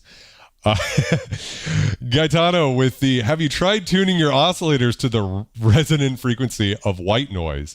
Well, it's actually funny is that because we do have key tracking here, we could do something on this synthesizer that we can't do with a real Polivoks. So I'll show you that. I'm going to turn the oscillators off down here and turn noise up. So now we're just listening to noise. I'll turn the chorus off real quick. So this is noise. It sounds like nothing, Gaetano. We were talking about this in real life. There's no pitch to it, right? But if I increase the resonance here,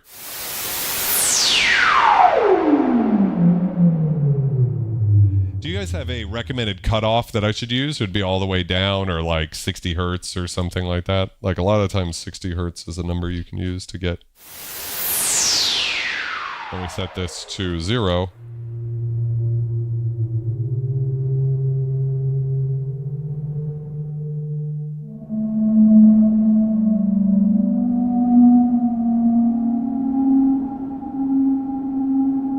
We get that wonderful filter feedback.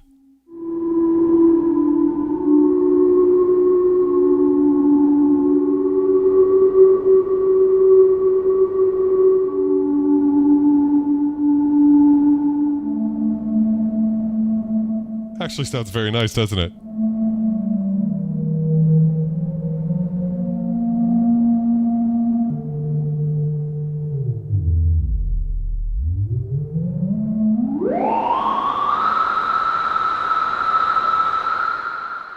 We'll set it to 500 for now.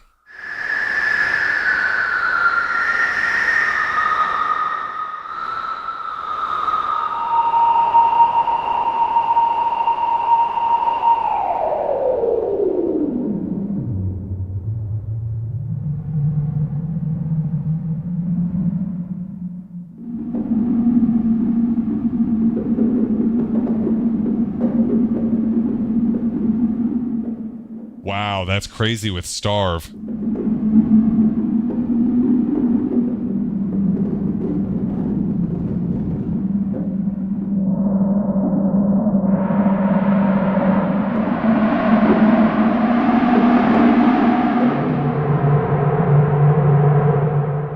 Cranking up the amp drive too just gets this beautiful, just creepy sound.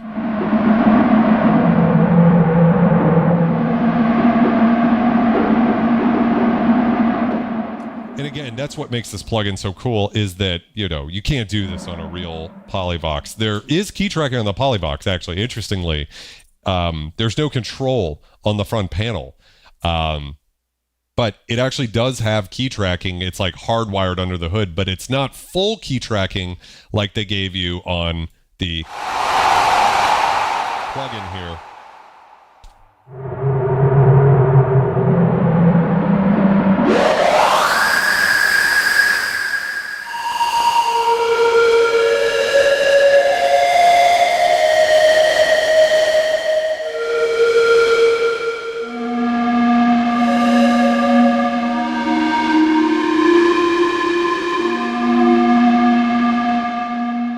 How's everything out there, Swords and Synthesizers? You're more in the path than I am.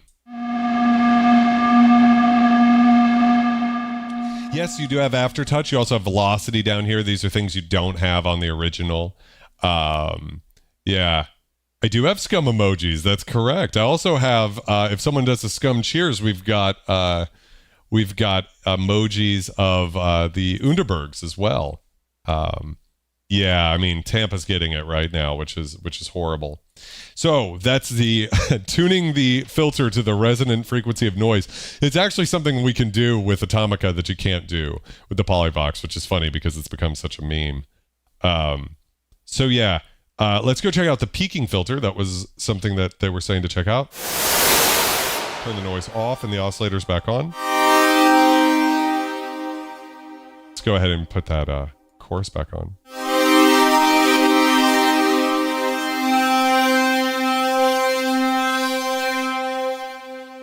And we'll turn this back to just kind of its standard setting.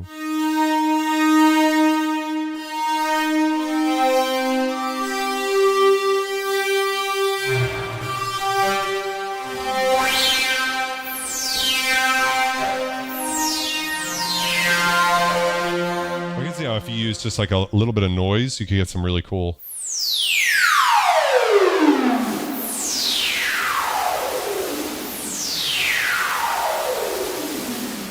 Beautiful white noise type stuff, and then bringing a little of the oscillators.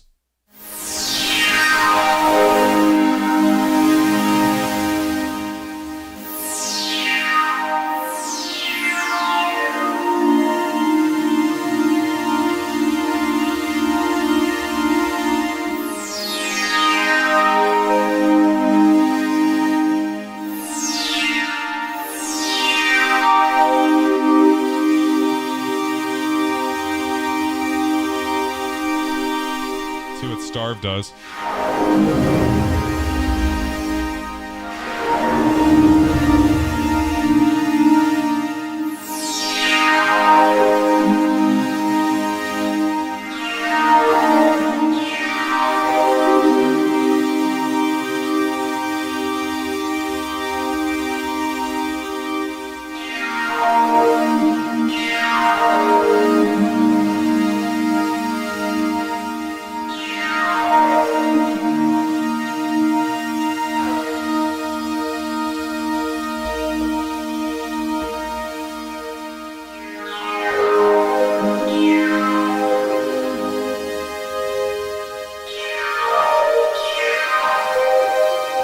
Back to notch.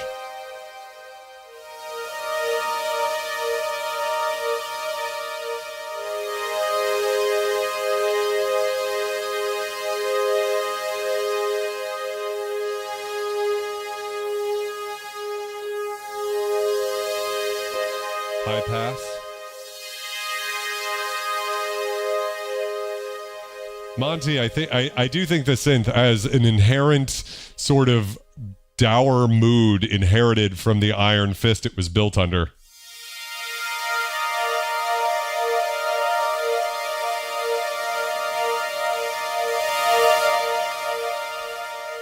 Super cool. Can't speak for other devs, but there's no base code for us. Every instrument has its own filters and oscillators. Model is as close as we can to the originals, and envelope curves times are all matched. Yeah, and I think that what I'm hearing here is stellar. I mean, this plugin sounds great. I'm not going to sell the Polivoks. You know, it's not so perfectly captured that I don't see some reason to still have the Polivoks. But I hope you guys sell a shitload of these because it's a very cool plugin. It has a lot to it. Another thing, here's a real minor thing that I love about this plugin that might not be obvious, but there's no pulse width modulation. And my thing about software recreations of synths, one of my pet peeves, and I have a bunch of them, I suppose, because I'm a snob. Can I get some scum snobs in the chat? The thing about I always say, if you have 6 polyphonic LFOs per voice, it's not going to sound like a Juno 106 anymore. And this plugin adds a bunch of features really tastefully. Like, for instance, on the Polivoks, we just have triangle, square, noise, which is kind of useless, and sample and hold for LFO shapes. On Atomica, we also get ramp up and ramp down shapes, right? Which that's really useful because what you could do, I mean, I think you guys all know this, but if you, want to create like automatic pluck type sounds, let's see. What am I doing wrong here?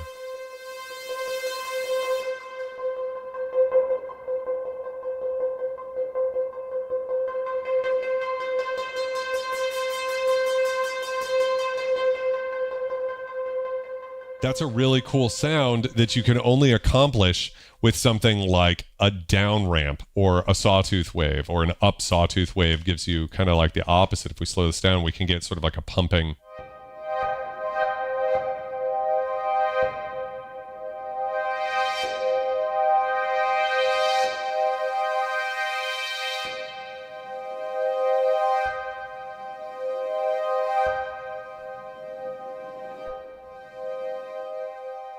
So again, those are some tasteful additions that expand the usability, but they didn't go crazy with it. They didn't allow you to do pulse width modulation on the square waves, for instance, which is a feature I'm sure probably crossed their mind because, of course, why wouldn't you have that in a modern plugin? Well, the reason is because it's not going to sound like a fucking Polivoks if it's doing pulse width modulation. And I think that when it comes to, I mean, there's a unison mode. Of course, you're not going to have that in the hardware and so on and so forth. I mean, we could talk about all of that stuff. But for me, the fact that this oscillator section is identical, the fact that the filter section is identical, except for we actually have starve and filter drive and velocity, which is all super cool. I don't want any synth plugins or hardware. For me, I draw the line at authenticity with velocity and aftertouch. I think everybody does. You know, you wouldn't want to buy an Oberheim OBX8 for $5,000 and not have velocity and aftertouch, even though the Oberheim OBX-A, and OB8 didn't back then. So if you want it to sound really authentic, you got to turn the velocity and aftertouch off, but every instrument should have it nowadays. But the thing is that it's like adding in just enough. A high pass filter, super cool. I mean, Notch is amazing. It's adding in just enough, but not adding so much that now it doesn't feel like the Polivoks anymore. And I don't want to name names at any plugin companies that have done this type of thing. But again, if you just have so many additional features, it's not necessarily going to sound like a vintage synth anymore. And that's the whole point of making a plugin that looks and has been modeled after a real vintage synthesizer. So yeah, and that's another good point, Sean Johnson. $49. I'm pointing at the Polivoks, but it's because it's hard to point. $49 for Atomica. You know, do you remember when plugins all cost like $200? You know, Cherry Audio has led the way when it comes to putting out great quality plugins at affordable prices that everybody can afford, which is what affordable means. I love doing this live. And I appreciate them for that because, you know, they didn't have to put it out. They could put it out like everybody else at a much higher price point. But I think as far as plugins go, if you want to sound analog, someone earlier, I apologize for who it is, said like, what would you recommend for an analog sounding plugin? The amount of snarl and filter drive and amp drive, like those, and the starve, like take those features and put them together. And the fact that you can use it polyphonically. For me, I could see a workflow being like, anytime I need to get something done, so I don't have time to hook up one of these vintage synths and muck around with it, but instead I just need to get something done on a deadline. This is my new go-to analog polysynth thing because it's got so much character. Now, if you make music that's vanilla as fuck, like you like, then there's other plugins for you. But this one is absolutely, I think, an incredible instrument. It sounds great. It just is so cool. Yeah, Paul says definitely worth $49. I agree. Swords or scissor, Cherry Audio continues to raise the bar for me. And I don't want to sound like negative here, but I wasn't fully convinced about Cherry Audio on all of the stuff that they've done. So I've heard like the comparisons and I wasn't like, okay, you know, it's kind of there, but it's not 100%. I thought that their SEM module sounded as good as the GeForce one. That was my opinion at that. Yeah, the Legend HC, awesome plugin, But I think this is an awesome plugin, and it's got a lot of depth to it. Yeah, I think that the Parb says, plugins like this make me glad that we're finally entering an era of properly analog and characterful VST synths.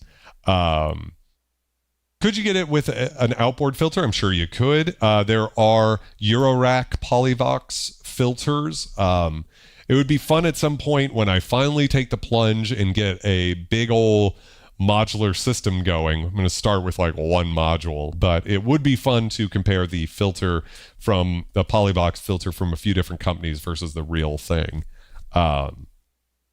Yeah. So I haven't checked out Elka X. I haven't checked out the new one from Arturia yet either. Sari, welcome to the stream. It's always great to have you here. How are you doing? Mercury 6 is another one that people have talked about a lot. So I hope in the future that I will get a chance to compare more of Cherry Audio's plugins to the vintage counterpart, and also just on their own. I mean, there's certain synths, like, for instance, Elka X, that I'm probably never going to have a real Synth X because they're freaking expensive. And I think that something like what they're doing and putting plugins of vintage synths that sound really good. There have always been vintage synth emulations, and they didn't sound so good. And Cherry Audio has really led the way with putting out incredible quality, great sounding plugins that capture that vibe. I mean, it's a gorgeous plugin. Just look at it. I mean, it's just that is so good. Dream Synth would be, I'd love to do a stream on Dream Synth because that thing's super cool.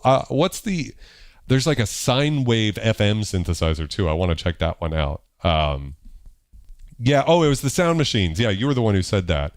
If you're to make a sort of top 5 synths to get for analog sounding synths for VSTs, GeForce OBS, that was probably going to be what I was going to say. That's a really great sounding plugin. I really liked their new one too, the OB1, and the fact that that's polyphonic. Yeah, it might be fun at some point to DIY Breadbox a Polivoks filter. Let me go ahead and jump in here. Let's see, do I have... Oh, I need to go over here. And let's bring in some music. There we go. And let me catch back up with the chat here. Signs, yes. Let's see. Serum's great for what it does. It's not really, it's kind of like the virus in that it sounds great. Everybody uses it, but it doesn't really sound like anything in particular. Yeah, it'd be fun to check out the Erica Synths one, but there's a few others too out there. Twin Cities Oxygen, is Prophet 08 a good synth? Yes, it is a classic synthesizer. It's basically a Rev 2. It's just the Rev 1, right? Signs, yes, Signs. So I definitely want to check that out at some point too. Yeah, you can assign filter resonance to other sections, to note velocity. Oh yeah, for sure. All sorts of stuff. Atlantic's X4, definitely need to check that out. GX80. So I asked you guys what I should shoot the CS70M out against, and people voted for the Arturia version, but I'd love to check out GX80. But what I will say is the CS70M is not going to sound exactly like any CS80 plugin because it's not the exact same synth, even though it has the same oscillators and filters. We've seen time and time again that just because something has the same filters doesn't mean it's necessarily going to sound identical. I mean, that's the Chroma Polaris and the Prophet 600 behind me. Identical filters sound very different. The Prophet 600 sounds closer to the Matrix 6, which has a different filter. So it's just one of those things. Yeah, so let's see. Have you tried JP 6000, which is basically the JP 8000 emulation? I haven't, but I sold my JP 8000. It wasn't the synth for me. I know I love the music that was made with the JP 8000, but for me, it wasn't that inspiring. So the plugin, I'm okay on it. Yeah. Elka X. It seems like everybody really likes Elka X. Yeah, Repo is a very good one. Diva's still pretty awesome. It's really held up. Let's see, yeah. I think it sounds great. Sari says, Polivoks could be hard to maintain, but I haven't looked into the schematics. Plugin, if it's good, could make perfect sense in this case. Yeah, you know, I happen to be lucky enough to live somewhat near, not very, very close, but a little close to a synthesizer tech who specializes. He used to just buy like 24 Polivoks at a time and restore them, and that was, so he's really good at Polivoxes. So one thing is, I know that this Polivoks will always be in good shape. And people ask me that, like, you know, when it comes to synthesizers and why buy vintage when you know they're, as Synthpunk would say, they are decaying behind me. The reason is because I know someone who can actually repair them. Part of what I'm doing is preserving the history, because one day, you know, there's going to be less and less of them out there. And so I like to think that anybody who gets a piece of hardware, like Dubstation Zero repairs Elisa's HR16s, right? That's a good thing, to take a piece of history, restore it so it can still be used. I think that's a very positive thing to do in the world. I don't know, I'm not expressing myself perfectly, but I hope you guys understand. Blue cheese or ranch? I think I'd be going with blue cheese. I had a blue cheese salad today, actually. I haven't had blue cheese in a while. Dream Synth is very good. Mercury 6, I haven't checked it out. Maybe I will at some point. It would be fun. I don't have a Jupiter 6 to compare it to, but it would be fun anyways. Softtube makes incredible emulations. I've never gotten a chance to check their stuff out. Yeah, Twin Cities, I finally made it into a Synthpunk video where he roasted me, and it's just like, the video's already been deleted, but the title was like Vulture Culture Misinformation, and he took like the first 45 seconds of an hour and 45 minute long video and went right off the deep end with it. And I wasn't even talking about the Juno 106, but he just like went way down the rabbit hole, and he's like, look at all those synths behind him. He went crazy, just like me, and they're all decaying. And I'm like, I love it. Hans Volt sounded off in the comments, and you know, I appreciate him defending my honor, but honestly, I loved it. Yeah. Another good argument for vintage synths is, as long as you can keep them going, they always gain value. And that's the thing about vintage synths as well.